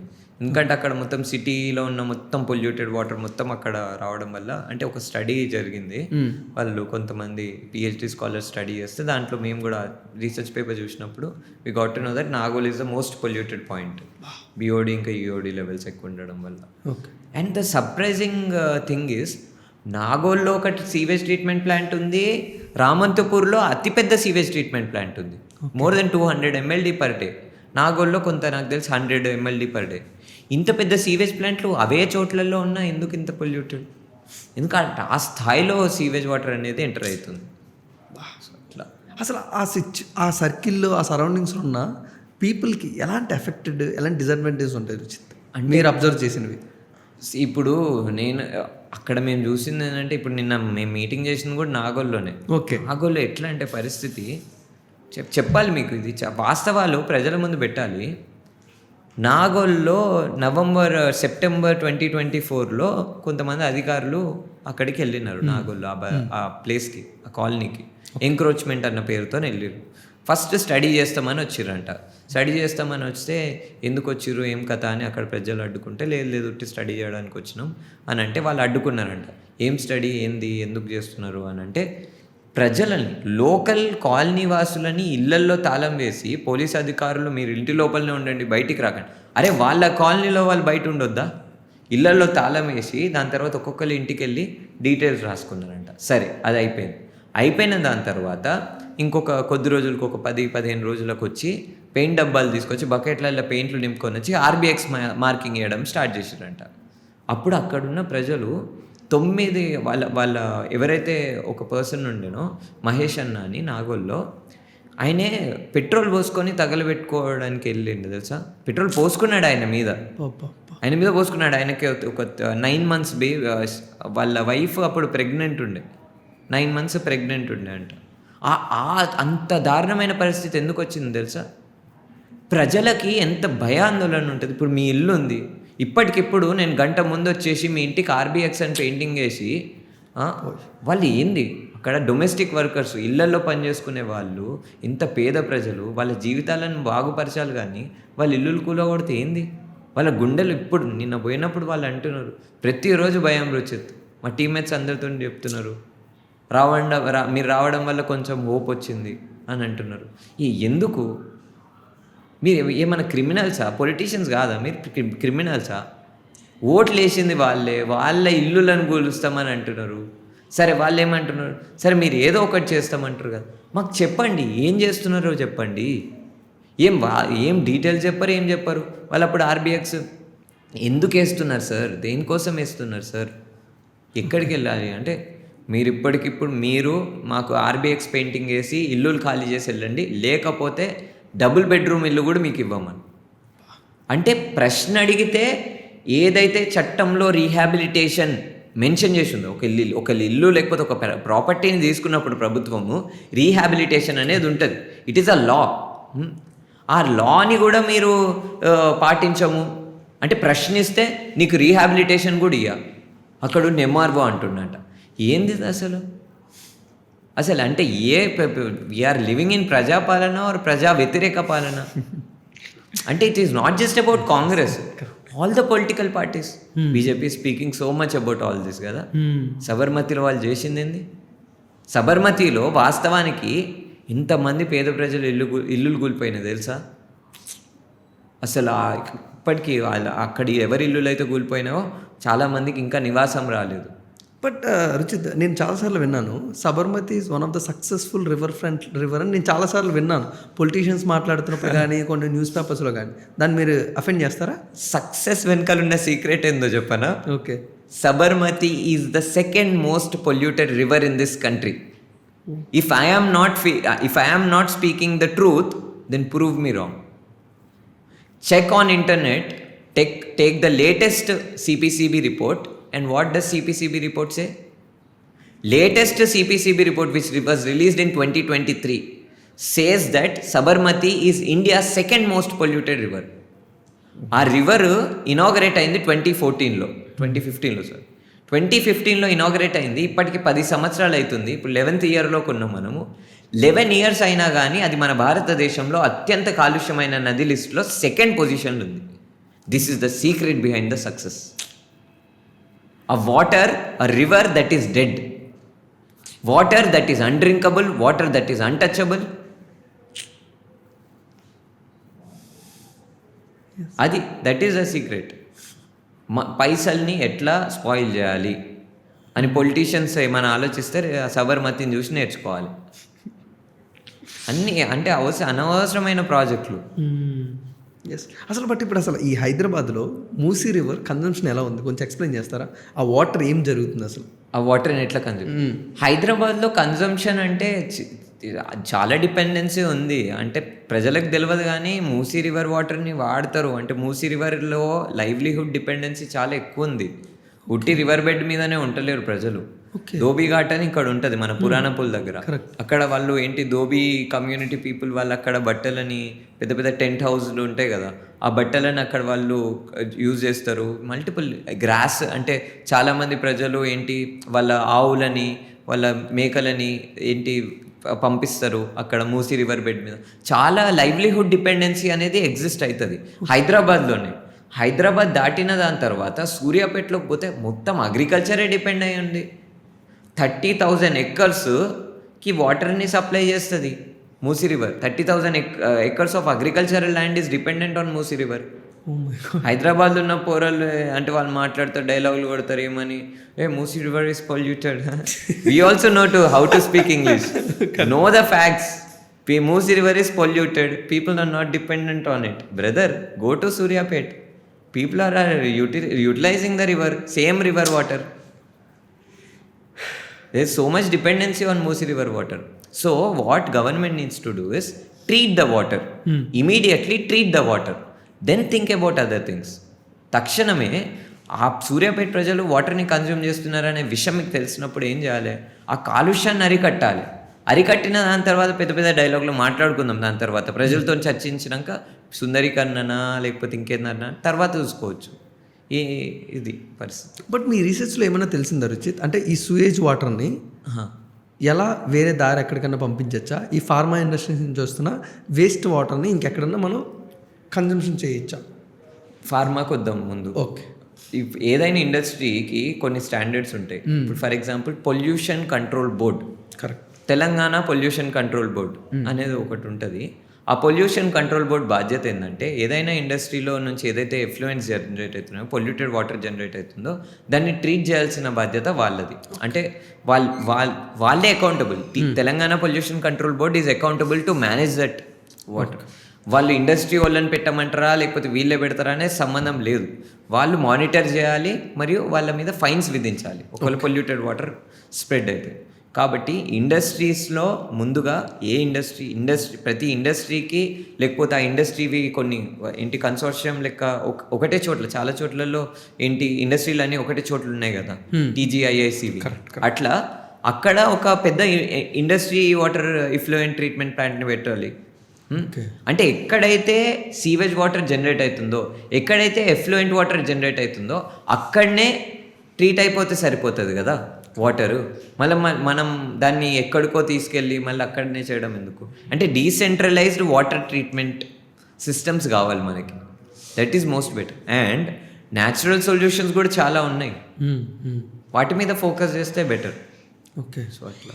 బట్ ఈ మూసీ రివర్ ఫ్రంట్ డెవలప్మెంట్ అసలు ఈ ఆర్గనైజేషన్ కానీ వాళ్ళు చేసే ప్రొసీజర్ కానీ ఏముంటుందండి? వాళ్ళు యాక్చువల్లీ వాళ్ళకి మా ప్రాబ్లం ఏంటంటే MRDCL మీరు చెప్తున్నారు మూసీ రివర్ ఫ్రంట్ అని, మీరు ఏం చేస్తారో ప్రజల ముందు పెట్టండి. 2024 సెప్టెంబర్లో ఇల్లులు కూల్చేసిర్రు, 300 మంది ఇల్లులు కూల్చేసిర్రు. మరి 2024 అయిపోయింది, 25 అయిపోయింది, ఇప్పుడు 26 దగ్గరకు వచ్చినాం మనము. ఇప్పుడైనా చెప్పండి అసలు ఏం ప్రాజెక్ట్ చేస్తున్నారో చెప్పండి. వీళ్ళు చెప్తలేరు, అదే పెద్ద ప్రాబ్లము. వీళ్ళు ఇప్పుడు వీళ్ళ దగ్గర DPR ఉందంట, ఉందో లేదో కూడా తెలియదు, ఉంది అని చెప్తున్నారు. మరి DPR రెడీగా ఉంటే ఆ DPR మేకింగ్ ప్రాసెస్లో ప్రజలను ఇన్వాల్వ్ చేయలేదు కాబట్టి మేము దాన్ని డిస్కార్డ్ చేస్తున్నాము. వీళ్ళు ప్రజల పేరు చెప్పుకొని ప్రాజెక్ట్ చేస్తామని అంటున్నారు. ఆ ప్రజలే వాళ్ళ ఇన్పుట్స్ని DPR మేకింగ్ ప్రాసెస్లో ఇవ్వనప్పుడు అది ప్రజల ప్రాజెక్ట్ ఎట్లయితుంది, ప్రజల DPR ఎట్లయితుంది? అందుకని మేము దాన్ని డిస్కార్డ్ చేస్తున్నాం. రెండో విషయం ఏంటంటే ఈ DPR కాకుండా ఇదేదైతే ప్రాజెక్ట్ ఉందో ఈ ప్రాజెక్ట్లో వాస్తవాలేంటో, లాభాలేంటో, నష్టాలేంటో తెలవాలంటే DPR మా ముందు ఉండాలి కదా. కరెక్ట్. ఆ DPRఏ లేదు, మాకు ఎట్లా తెలుస్తుంది వాస్తవాలు? నువ్వు ఏం చేస్తున్నావో మాకు తెలియదు. నువ్వు మమ్మల్ని ఇన్వాల్వ్ చేస్తే మేము చెప్తాం, కొన్ని విషయాలు చెప్తాం. ఏమని? సార్ ఇక్కడ మాకు ఇది కావాలి, ఇక్కడ ఇన్ని మురికి నీళ్ళు వెళ్తున్నాయి, ఇక్కడ ఒక ఎండేంజర్డ్ స్పీషీ ఉంది, ఇక్కడ ఒక ఎండేంజర్డ్ బర్డ్ ఉంది, ఇక్కడ ఒక ఎండమిక్ స్పీషీ ఉంది. ఎండమిక్ అంటే ఇక్కడ లోకల్, ఓన్లీ ఈ ప్రాంతంలోనే దొరికే ఒక పక్షి ఉంది, లేకపోతే ఒక స్పైడర్ ఉంది, టర్టిల్ ఉంది అని మేము చెప్తాం కదా. మాతో మాట్లాడాలి కదా. మాతోనంటే నా ఒక్కడితో కాదు, గ్రామంలో బహిరంగంగా చర్చించండి. ఏంది సీక్రెట్ డోర్లు ఎందుకు? సో ప్రజలతోని వీళ్ళు చర్చించలేదు, ప్రజల ఇన్పుట్స్ని తీసుకోలేదు. రెండవది ఏంటంటే ప్రజల ముందు వాస్తవాలు పెట్టకపోతే మాకెట్లా తెలుస్తుంది వాళ్ళు ఏం చేస్తారో? ఈరోజు ఉద్యమం జరుగుతుంది, ఈరోజు ఇంత కన్ఫ్యూజన్లో ప్రజలు ఉన్నారంటే దానికి కారణం ఏంది? వీళ్ళు రియాలిటీని, వాస్తవాలను మా ముందు పెట్టలేదు. ఓకే. ఇప్పటికీ Musi river front development corporation వెబ్సైట్ని ఓపెన్ చేయండి, ఒక్క పాయింట్ కూడా లేదు అసలు ఏం చేస్తారు. 2024 అయిపోయింది, 5 అయిపోయింది, ఇప్పుడు 26లో ఉన్నాం. ఏంది? ఎందుకు ఇంత అన్ట్రాన్స్పరెంట్, ఇంత అన్డెమోక్రటిక్? ఎందుకు ఇట్లా? ఏమైనా సీక్రెట్ ప్రాజెక్ట్ ఏమైనా తయారు చేస్తుర్రా? నేవీ రేడార్ ప్రాజెక్ట్ అని దామగుండంలో EIA ఏంటి దాంట్లో వాళ్ళు అట్లే చేస్తున్నారు. ఇట్ ఈస్ ఏంటి నేషనల్ సెక్యూరిటీ అని వాళ్ళు అక్కడ ఆ విషయంలో అక్కడ అన్నారు. మరి దీంట్లో ఏముందని? దీంట్లో అంత పెద్ద సీక్రెట్ ఏముందని? అంటే మన మినిస్టర్లు ఏమైనా పైసలు దుబ్బే కార్యక్రమం చేస్తారా దీంట్లో? మరి అవే డౌట్లు వస్తాయి కదా ప్రజలకి. అట్లా.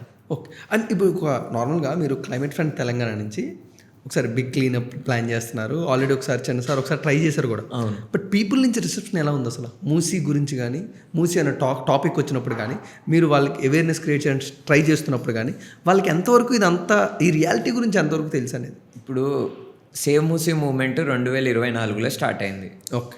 ఇప్పుడు 2026లో ఉన్నాం. అప్పటి నుంచి ఇప్పటి వరకు 30 లక్షల వ్యూస్ మాకు మా సోషల్ మీడియా హ్యాండిల్స్లో. ఇది కేవలం ఇన్స్టాగ్రామ్ గురించి మాట్లాడుతున్నా. మోర్ దెన్ నాకు తెలిసి 40 lakhs దాకా ఓన్లీ సేవ్ మూసీ మూవ్మెంట్గా. మేము చాలా ఇష్యూస్ని ఎత్తుకున్నాం. HCU కానీ జనరల్గా కూడా మేము జమ్మూ వెళ్ళడం, ఇట్లా మల్టిపుల్ వాటిని అన్నిటినీ క్యాల్కులేట్ చేసి అది ఎన్ని కోట్లు పోతుందో తెలియదు. కానీ ఓన్లీ మూసీకి సంబంధించి 30 లక్షల మంది 30-40 లక్షల వ్యూస్ మాకు వచ్చింది. అదొక్కటే కాకుండా 234 మంది వాలంటీర్స్ మాతో కలిసి పనిచేయడానికి సిద్ధంగా ఉన్నారు. 4 స్టార్ట్ అయింది సేవ్ మూసీ మూవ్మెంట్. దీక్ష, జాన్ మైకల్, నేను, ఆరుణ్య, మత్రు, మేమందరం కలిసి ఫ్రైడేస్ ఫర్ ఫ్యూచర్ తరపున దీక్ష, వాళ్ళ కాంట్రిబ్యూషన్ కూడా చాలా ఎక్కువ ఉండే. సో అంటే ఈ సేవ్ మూసీ మూవ్మెంట్ కూడా ఏదో క్లైమేట్ ఫ్రెండ్ తెలంగాణ కాదు, ఇండిపెండెంట్గా చాలా గ్రూప్స్ కలిసి పనిచేస్తున్నాయి. ఫ్రైడేస్ ఫర్ ఫ్యూచర్ లాంటి వాళ్ళు, బస్తీ యాక్టివిస్ట్, బిలాల్ భాయ్ లాంటి వాళ్ళు, వీళ్ళందరం కలిసి మేము పనిచేస్తున్నాం. సో అట్లా మాది ఏంటంటే ఇంటెన్షన్ అదే. ఏదైతే ఈ క్లీనప్ డ్రైవ్లో లేకపోతే ఇవన్నీ విషయాలలో ప్రజలు భారీ సంఖ్యలో రియాక్ట్ అవుతున్నారు. ఓకే. అట్లా రుచిత్ ఇప్పుడు అంటే మీరు ఎంతసేపు ఇలా మాట్లాడుతుంటే నాకు డౌట్ వేసింది.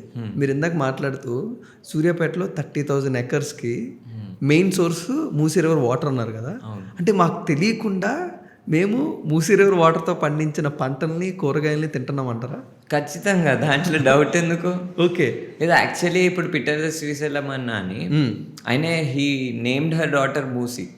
ఓకే, అందరూ ఏమంటారు, మూసీ రేవంత్ రెడ్డి అన్నారు దాంట్లో మూసీ పేరు పెట్టుకోవడానికే సిగ్గు. మా పిట్టల శ్రీశైలం అన్న పెట్టుకున్నాడు, వాళ్ళ కూతురు పేరు ముచ్చుకుంద మూసీ వాళ్ళ కూతురు పేరు. Okay, so Muchkunda is other name for Musi. First అసలు అంటే మన ఆలయం దగ్గర వాళ్ళు ఆ విధంగా పెట్టింది ముచ్చుకుంద నది అని ఉండేది, మెల్లగా దాన్ని మూసీగా టర్న్ చేశారు. సో ఇంకొకటి ఏంటంటే ఇప్పుడు పిట్టల శ్రీశైలం అన్న హీ డస్ ఆర్గానిక్ ఫార్మింగ్. మేము ఈరోజు సరే మూసీకి సంబంధించి ఉద్యమం చేస్తున్నాం, కానీ శ్రీశైలం అన్న లాంటి వాళ్ళు, ఇంకా బిలాల్ భాయ్ లాంటి వాళ్ళు, బిలాల్ ఎవరైతే Syed Bilal human rights forum, వీళ్ళు మేధా పాట్కర్ గారు కూడా ఇక్కడికి వచ్చి నర్మదా బచావ్ ఆందోళన మేధా పాట్కర్ గారు వీళ్ళందరూ ఇక్కడికి వచ్చి ఎన్నో సంవత్సరాల నుంచి మూసీ మీద పనిచేస్తున్నారు.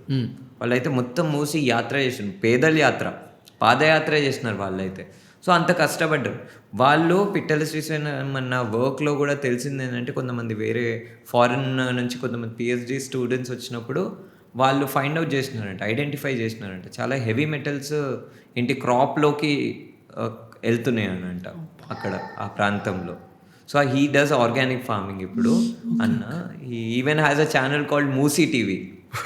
ఆయన తెలంగాణ ఉద్యమం కంటే ముందు, అంటే తెలంగాణ ఉద్యమం టైం నుంచే ఆయన ఆ ఛానల్ని రన్ చేస్తున్నాడు. సో హీస్ అ వెరీ అంటే చాలా ఇన్స్పైరింగ్ పర్సన్ కూడా.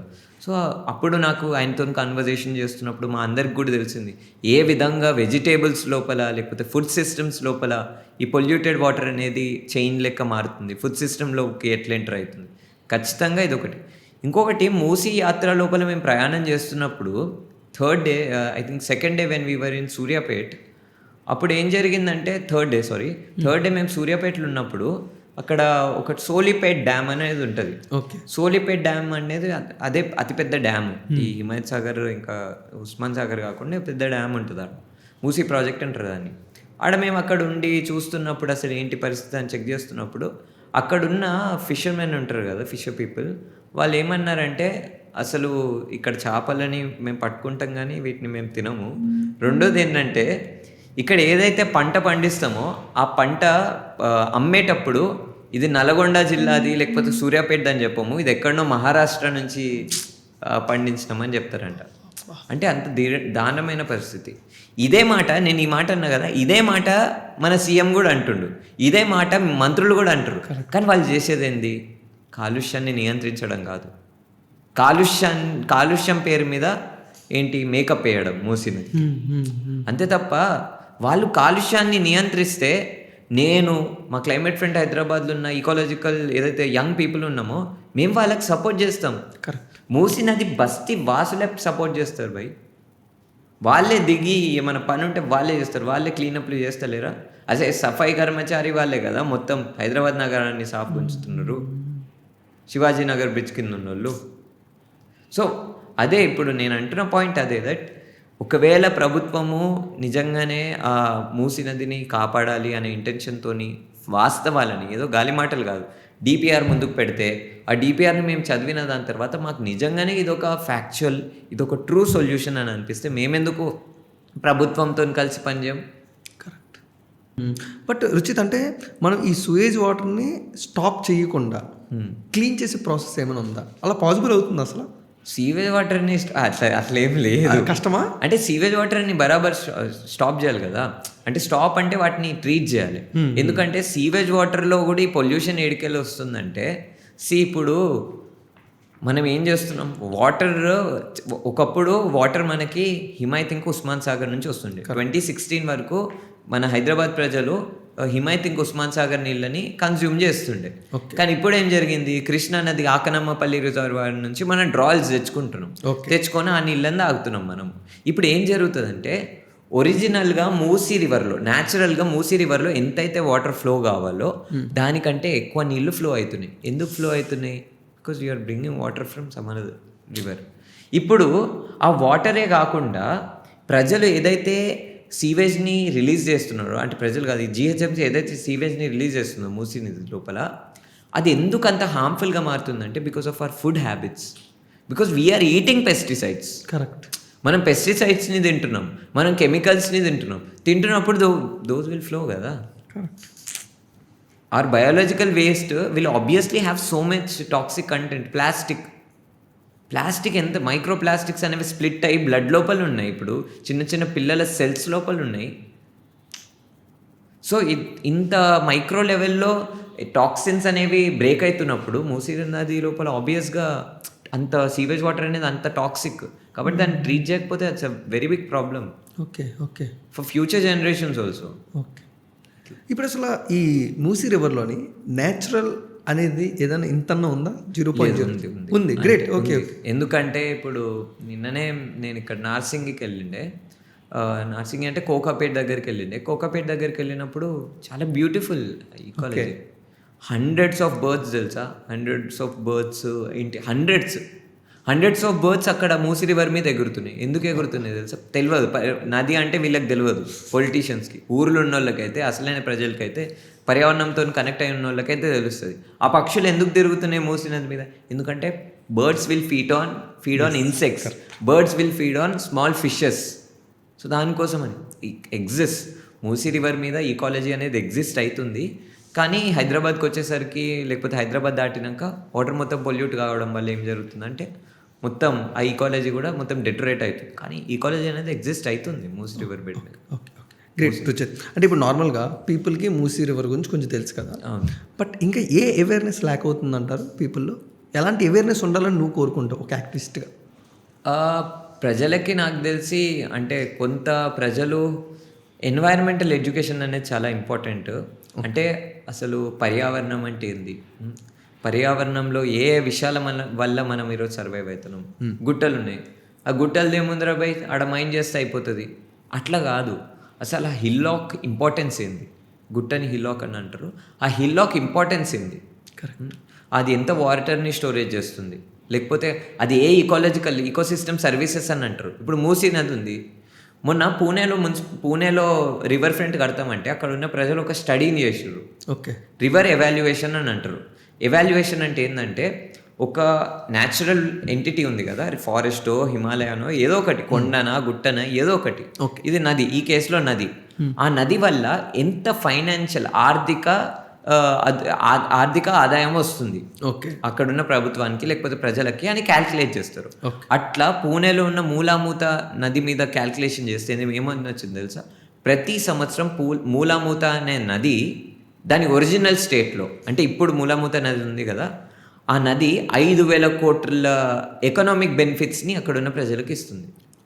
5,000 crores every year.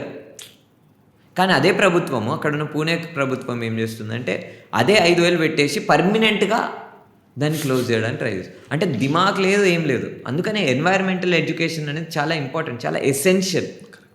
Environment gives us essential services like breathing air, breathable air, it gives us water, it gives us fishes, it gives us many things. It pollinates, అక్కడ ఉన్న చెట్లలో insects ఉంటాయి, అవి pollination చేస్తాయి, birds ఉంటాయి, అవి ఫార్మర్స్కి help చేస్తాయి. So ఇట్లా చాలా ఆస్పెక్ట్స్ ఉంటాయి.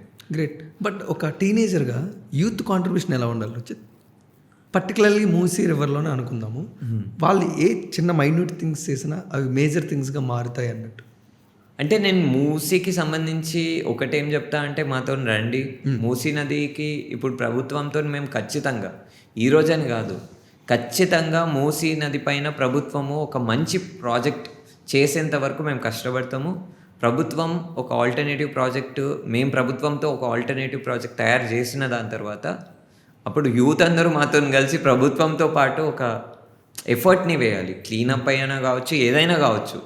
ఆ ఎఫర్ట్లో ప్రజలు ఇంకా యువత ముందుకు రావాలనేది అదొకటి. రెండో పాయింట్ ఏంటంటే, youth are the most affected people by environmental degradation. Youth are the stakeholders కదా, అసలైన స్టేక్ హోల్డర్స్ యూతే కదా, వాళ్ళదే ఫ్యూచర్, మాదే ఫ్యూచర్ యాక్చువల్ చెప్పాలంటే. వాళ్ళు కదా, నాదే ఫ్యూచర్, నాది ఇంకా మా దోస్తులదే ఫ్యూచర్. సో మనమే అసలైన స్టేక్ హోల్డర్స్ కాబట్టి మనమే ముందుకు రావాలి. ఇప్పుడు రేవంత్ రెడ్డి గారు లేకపోతే మిగతా ఏ పొలిటీషియన్ అయినా ఏదన్నా ప్రాజెక్ట్ చేపట్టితే నేను దాన్ని క్రిటిసైజ్ చేస్తే యూత్ ఎందుకు నన్ను డిస్టెన్స్ చేస్తున్నారు, నాతో ఎందుకు రిలేట్ కాలేకపోతున్నారు? ఎందుకంటే they are not owning, they are not understanding that this is my future. Telangana భవిష్యత్తు నన్ను ఇంపాక్ట్ చేస్తుంది. రాజకీయ నాయకులు ఏ డిసిషన్ తీసుకున్నా అది నా జీవితం మీద ఇంపాక్ట్ చూపిస్తుంది అనే విషయాన్ని మర్చిపోతున్నారు. అది గుర్తుపెట్టుకోవాలని అదొక్కటి గుర్తుపెట్టుకోవాలి. ప్లస్ పొలిటికల్ అండర్స్టాండింగ్ అనేది తెచ్చుకోవాలి, పొలిటికల్ అండ్ ఎన్వైరన్మెంటల్ అండర్స్టాండింగ్ అనేది తెచ్చుకోవాలి. చదవండి, ఫస్ట్ భగత్ సింగ్ బుక్కులు చదవండి. అసలు తెలంగాణ ఎట్లా నిర్మాణం అయింది, లేకపోతే భారతదేశం ఎట్లా నిర్మాణం జరిగింది. భగత్ సింగ్ అని డైలాగులు కొడతారు చాలామంది యువత.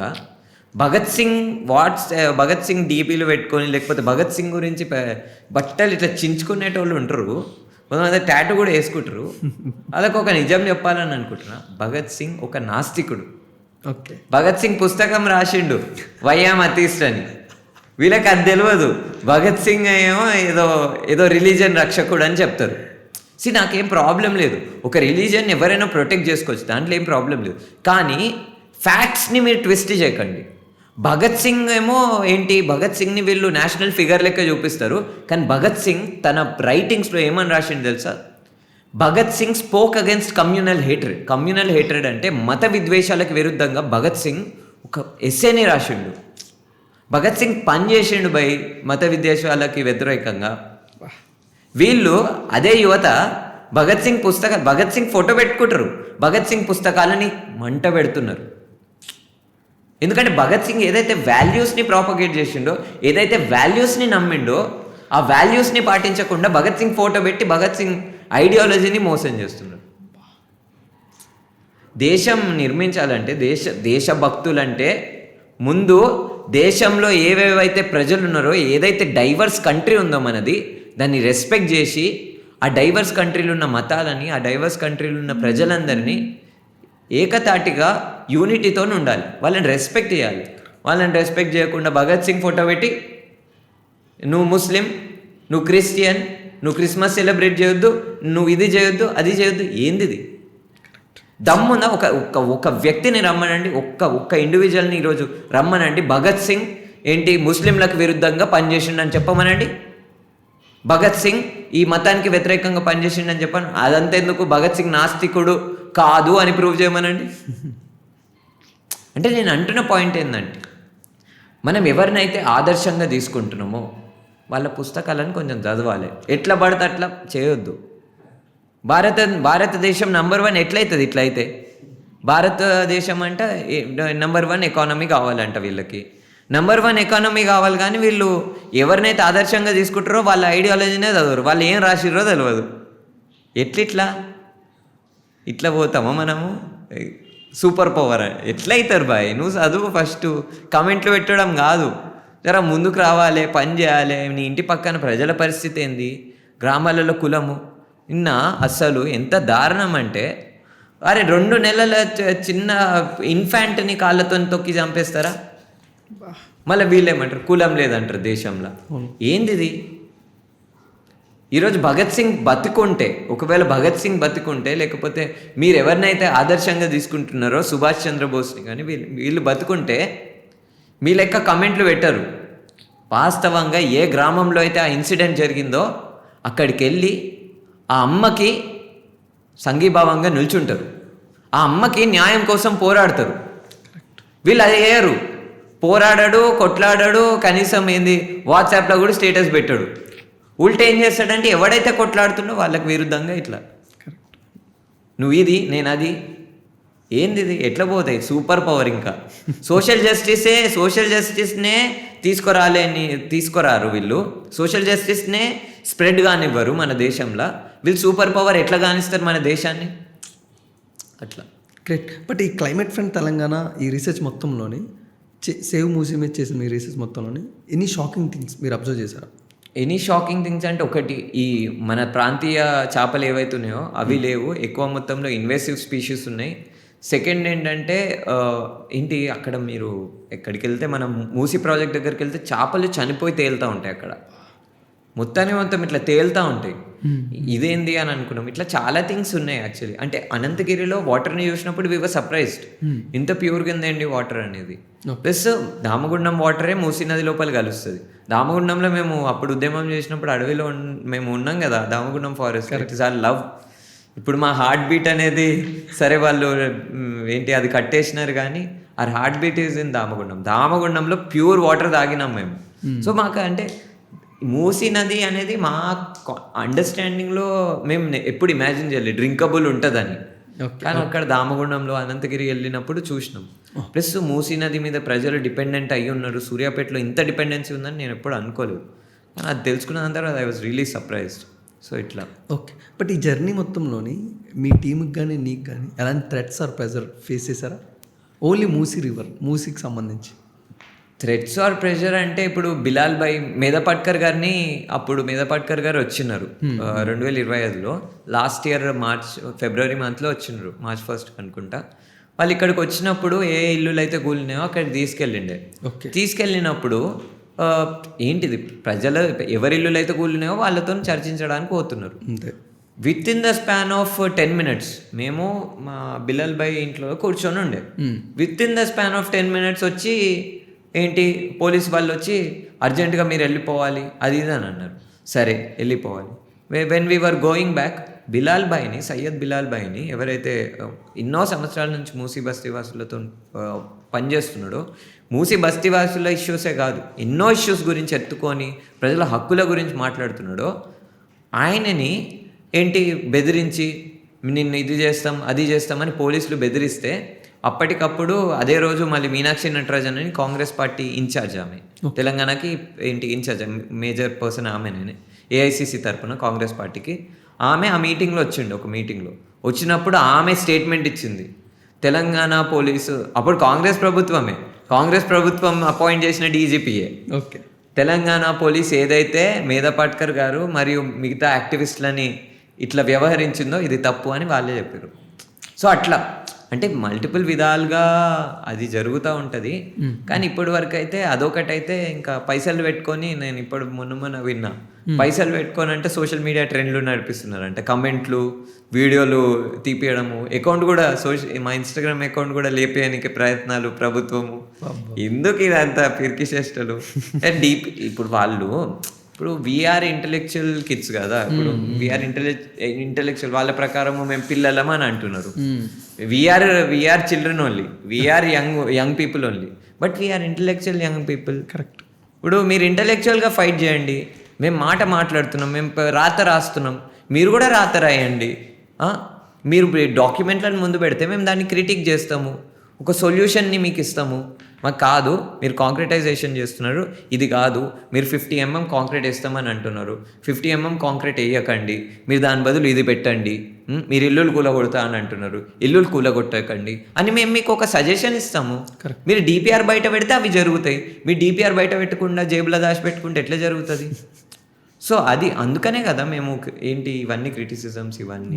సో బట్ నాకు అర్థమైంది, మీరు ఎప్పుడు కూడా గవర్నమెంట్కి ఎగ్నెస్ట్ కాదు, జస్ట్ వాళ్ళ ఐడియాలజీ కానీ లేకపోతే వాళ్ళు చేస్తున్న ప్రాసెస్కి ఒక యాక్టివిస్ట్గా మీరు ఎప్పుడు కూడా మంచి జరగాలని కోరుకుంటూ ఉంటారు. బట్ 1997 నుంచి ఇప్పుడు 2026లో ఉన్నాం కదా, చాలా గవర్నమెంట్స్ వచ్చాయి. ప్రతి పొలిటీషియన్ కూడా తెలంగాణలో పర్టికులర్గా ఎలక్షన్ క్యాంపెయిన్లోని ఈసారి మూసీని మాత్రం మేము పునర్జీవనం చేయబోతున్నామని మాటలు వస్తూ ఉంటాయి కదా. అవును. ఈ మొత్తం ఇయర్స్లోని ఇంత చిన్న చేంజ్ కూడా వాళ్ళు మూసి మీద చేయలేదా? మీ రీసెర్చ్లో ఏమైనా తెలియదు? చిన్నది కూడా చేయలేదు, రాయి కూడా కదిలియాలి. ఎందుకంటే నా దగ్గర ఇప్పుడు రబ్బర్ డ్యామ్ అని అప్పుడు జేఎన్టీయూ విద్యార్థులు కట్టరు. ఆ రబ్బర్ డ్యామ్ కట్టడం వల్ల వాళ్ళు కొన్ని కోట్లు పెట్టి కట్టరు. అది ఆ రబ్బర్ డ్యామ్ ఇప్పుడు ఏ మూసీ నదిలో ఉందా లేకపోతే ఇండియన్ ఓషన్లో ఉందా తెలియదు, బే ఆఫ్ బెంగాల్ ఉందా తెలియదు. ఎందుకంటే ఆ రబ్బర్ డ్యామ్ కట్టిన కొద్ది రోజులకే మలేరియా రావడం స్టార్ట్ అయింది. ఆ డ్యామ్ వల్ల ఏం జరిగిందంటే నీళ్ళని ఒకటే చోట ఆగిపోయినాయి. ఆగిపోవడం వల్ల దోమలు పెరిగి మలేరియా వచ్చింది దీని తల్లి. సో ఇట్లా అంటే వీళ్ళు చేసినవన్నీ అటర్ ఫ్లాప్లు, ఉల్టా పడ్డాయి అన్ని. నిజం, ఇప్పుడు నేను మజాక్ చేస్తలే, నిజంగా ఇవన్నీ జరిగినాయి. Okay okay. సో ఇదే తప్ప ప్రజలకు ఏదో ఏం జరగలేదు. ఎనీవేస్ రుచిత్, ఇలాగే సిచ్యువేషన్ ఉంటే మూసీ రివర్ది మాటలే కానీ చేతలు ఏమీ జరగకపోతే మూసీ రివర్ డెడ్ అయిపోవడానికి ఎన్ని ఇయర్స్ పట్టచ్చు? అంటే వీళ్ళు ఒకవేళ కనుక రివర్ ఫ్రంట్ చేసినారు అనుకో, మూసీ రివర్ ఖచ్చితంగా మొత్తం చనిపోతుంది. ఓకే. అందుకనే నేను ఈరోజు ఈ లెవెల్లో ఏంటి నేను కానీ క్లైమేట్ ఫ్రెండ్ తెలంగాణ తరపున, సేవ్ మూసీ మూవ్మెంట్ తరపున, ఫ్రైడేస్ ఫర్ ఫ్యూచర్ తరపున అందరం ఈ స్థాయిలో ఉద్యమం చేస్తున్నాం, బస్తీవాసుల తరపున అందరం ఈ స్థాయిలో ఉద్యమం చేస్తున్నాం అంటే దానికి కారణం ఏంటంటే మూసీ రివర్ని చంపకూడదు, మూసీ రివర్ చనిపోకూడదు. కాబట్టి మేము ఈ లెవెల్లో రెసిస్టెన్స్ చేస్తున్నాం. ఒక్కసారి రివర్ ఫ్రంట్ వస్తే ఆడున్న మొత్తం ఈకాలజీ కంప్లీట్గా డెడ్ అయిపోతుంది. ఈకాలజీ ఉండదు, పర్మనెంట్గా bye bye for nature. Musi river front will say bye bye for nature. Great Ruchit, అసలు ఆ మూసీకి రిలేటెడ్గా చాలా వాల్యుబుల్ ఇన్ఫర్మేషన్ మాకు షేర్ చేసాం ఈ జస్ట్ 1.5 అవర్లో. One last question about Musi. What is your ultimate dream regarding the Musi? లేకపోతే క్లైమేట్ ఫ్రంట్ తెలంగాణ వాళ్ళది కానీ మీ టీమ్ది కానీ అల్టిమేట్ డ్రీమ్ ఏంటి? మాది ఒకటే, మూసీ నదిని కాపాడాలి, మూసీ నది ప్రజలని కాపాడాలి. సో మూసీ నది నీళ్ళని శుభ్రం చేసుకోవడం, ఇప్పుడు రేవంత్ రెడ్డి గారి ప్రభుత్వం ఇప్పుడు ఉంది, రేపు కేసీఆర్ గారిది వస్తుందా లేకపోతే ఎవరిది వస్తుందా అనేది మనకి తెలియదు. రేపు మళ్ళీ రేవంత్ రెడ్డి గారు ఉంటారా మనకి తెలియదు. ఖచ్చితంగా ప్రజా ఉద్యమము ఒకటి వచ్చి ప్రజలే నాయకులుగా రావాలని మా కోరిక. దానికోసం మేము కూడా పనిచేస్తాం ఒకవేళ ప్రజలు కనుక ఎన్నికల్లో నిల్చుంటే. కానీ ఎవరు వచ్చినా ఏమొచ్చినా కానీ మా ప్రయత్నం కాన్స్టెంట్గా మూసీ నదిని, మూసీ నది నీళ్ళని, మూసీ నది పర్యావరణాన్ని, మూసీ నది ప్రజలని కాపాడుకోవడమే ఉంటుంది. Plus as soon as possible we want to save the Musi river. ASAP we want to save the water, we want to save the people, we want to save the nature of Musi river. That is our clear intention. అంతే తప్ప ఇంకేం కన్ఫ్యూజనే లేదు దీంట్లో. Save Musi, save people of Musi. When we say save Musi, in that Musi water is there, in that Musi ecology is there. అట్లా. Great. ఎప్పుడు కూడా మీరు క్లైమేట్ గురించి ఫైట్ చేస్తూనే ఉంటారు కదా. What's your next 5 year plan or ఏమైనా ప్లాన్ ఉందా? మీది కాదు, మీ టీమ్ది. క్లైమేట్ ఫ్రెండ్ తెలంగాణ తరపున ఖచ్చితంగా మేము ఒక ఇంపాక్ట్ఫుల్ గ్రూప్గా మేము ఎమర్జ్ అవ్వాలనేది మా కోరిక. ఖచ్చితంగా ఎమర్జ్ అవుతాము, దాంట్లో డౌట్ లేదు. ఆల్రెడీ ఇప్పుడు భారీ సంఖ్యలో మాతోని చాలామంది యువత పనిచేస్తున్నారు. ఖచ్చితంగా అవుతాము. మా కొత్త లీడర్షిప్, కొత్త స్టీరింగ్ కమిటీ, ఇంకా కొత్త లోకల్ యాక్షన్ కమిటీ వాళ్ళందరూ చాలా స్ట్రాంగ్గా ఉన్నారు. ఖచ్చితంగా ఇంకా ఇంపాక్ట్ఫుల్గా మేము ముందుకి కదులుతాము. డెఫినెట్గా ఇంకా ఉద్యమాలు నిర్మిస్తాము, ఇంకా ప్రజలను చైతన్యపరుస్తాము. రైతుల నుంచి మొదలు పెట్టుకొని ర్యాపిడో వర్కర్స్ దాకా, యువత దాకా అందరినీ చైతన్యపరుస్తూ అందరితో కలుస్తూ ముందుకెళ్తాం. మీరు ఇందాక స్టార్టింగ్లో మాట్లాడుతూ మేము ట్రెక్కింగ్లు చేస్తాం, మేము ఎక్కడెక్కడికి వెళ్తాం, మంచిగా పాటలు పాడుతాము, మంచిగా కూర్చొని మాట్లాడుకుంటాం ఇలా అన్నారు. కాబట్టి సో అలాంటి ఒక మంచి పాటతోని ఈ పాడ్కాస్ట్ ఒక పాజిటివ్ నోట్లో ఎండ్ చేద్దాం. నీకు ఫేవరెట్ సాంగ్ ఏదైనా ఉందా? మీ ఫేవరెట్ సాంగ్ ఏదైనా? ఫేవరెట్ సాంగ్ అంటే నేను అదే ఆలోచిస్తున్నా. ఏం పాట అంటే ఇప్పుడు దీనికి రిలవెంట్ అంటే ఒకటి ఉంది, మూసీకి సంబంధించి మరియు దామగుండం కొట్లాటకి సంబంధించి. గంగమ్మ గంగమ్మ కోల్ ఘనమైన గంగా కోల్, మూసీ నది గంగా కోల్, మురుకులయ్యిందే కోల్, కంగానా గంగా కోల్, కలవరమయ్యిందే కోల్, దామగుండములో కోల్, దండు బుట్టిందే కోల్, దండు బుట్టిందే కోల్, లడాయి నడిసిందే కోల్, పోరలు వచ్చిండ్రే కోల్, పోరలు వచ్చిండ్రే కోల్, లొల్లి పెట్టిండ్రే కోల్, పోరాల లొల్లి కోల్, ఢిల్లీ చల్ గయరే కోల్, పోరాల లొల్లి కోల్, ఢిల్లీ చల్ గయరే కోల్, జమ్మూ బీ బోలే కోల్, అడవి బతుకమ్మ కోల్, హిమాలయ బోలా కోల్, అడవి బతుకమ్మ కోల్. అట్లా అసలు అదిరిపోయి అసలు లైన్స్ అది అట్లా. Great great. ఎలా పుట్టింది పాట? ఎలా పుట్టిందంటే మా సూర్యాబాయ్ అని ఉన్నాడు. So he's a very good writer and I really love. నేనైతే అదే వింటా ఎప్పుడు. సో క్లైమేట్ ఫ్రెండ్ తెలంగాణ తరపున మేము ఆ పాటను ప్రొడ్యూస్ చేసినాము. ఇన్ఫ్యాక్ట్ ఈ పాట అడవి బతుకమ్మ అని మేము ఒక ఫెస్టివల్ని లాంచ్ చేసినాము. దామగుండంలో కొట్లాడేటప్పుడు ప్రభుత్వాలు అక్కడ మమ్మల్ని నిరసన కలవ చేయకపోతే మేము బతుకమ్మ ఫెస్టివల్ని అక్కడ నిర్వహించినాం అడవి బతుకమ్మ అనే పేరుతో. సో దాన్ని స్ఫూర్తిదాయకంగా తీసుకొని మేము 2025లో అడవి బతుకమ్మ ప్రోగ్రామ్ని చేసినాము. అప్పుడు ఈ పాటను విడుదల చేసినాము. ఈ పాట రాసింది సూర్యాభాయ్, సనత్ జయసూర్య అని. సో దీన్ని క్లైమేట్ ఫ్రంట్ తెలంగాణ తరపున మేము ప్రొడ్యూస్ చేసినాం. ప్రతి సంవత్సరం అడవి బతుకమ్మ చేస్తాం. దేశవ్యాప్తంగా జమ్మూలో, గుజరాత్లో, ఆంధ్రాలో, హైదరాబాద్లో మల్టిపుల్ ప్లేసెస్లో అడవి బతుకమ్మ ప్రతి సంవత్సరం జరుగుతుంది. ఈ సంవత్సరం ఇంకా భారీ స్థాయిలో చేస్తాం. అట్లా పాట అవైలబుల్ ఉంది క్లైమేట్ ఫ్రంట్ హైదరాబాద్ యూట్యూబ్ ఛానల్లో.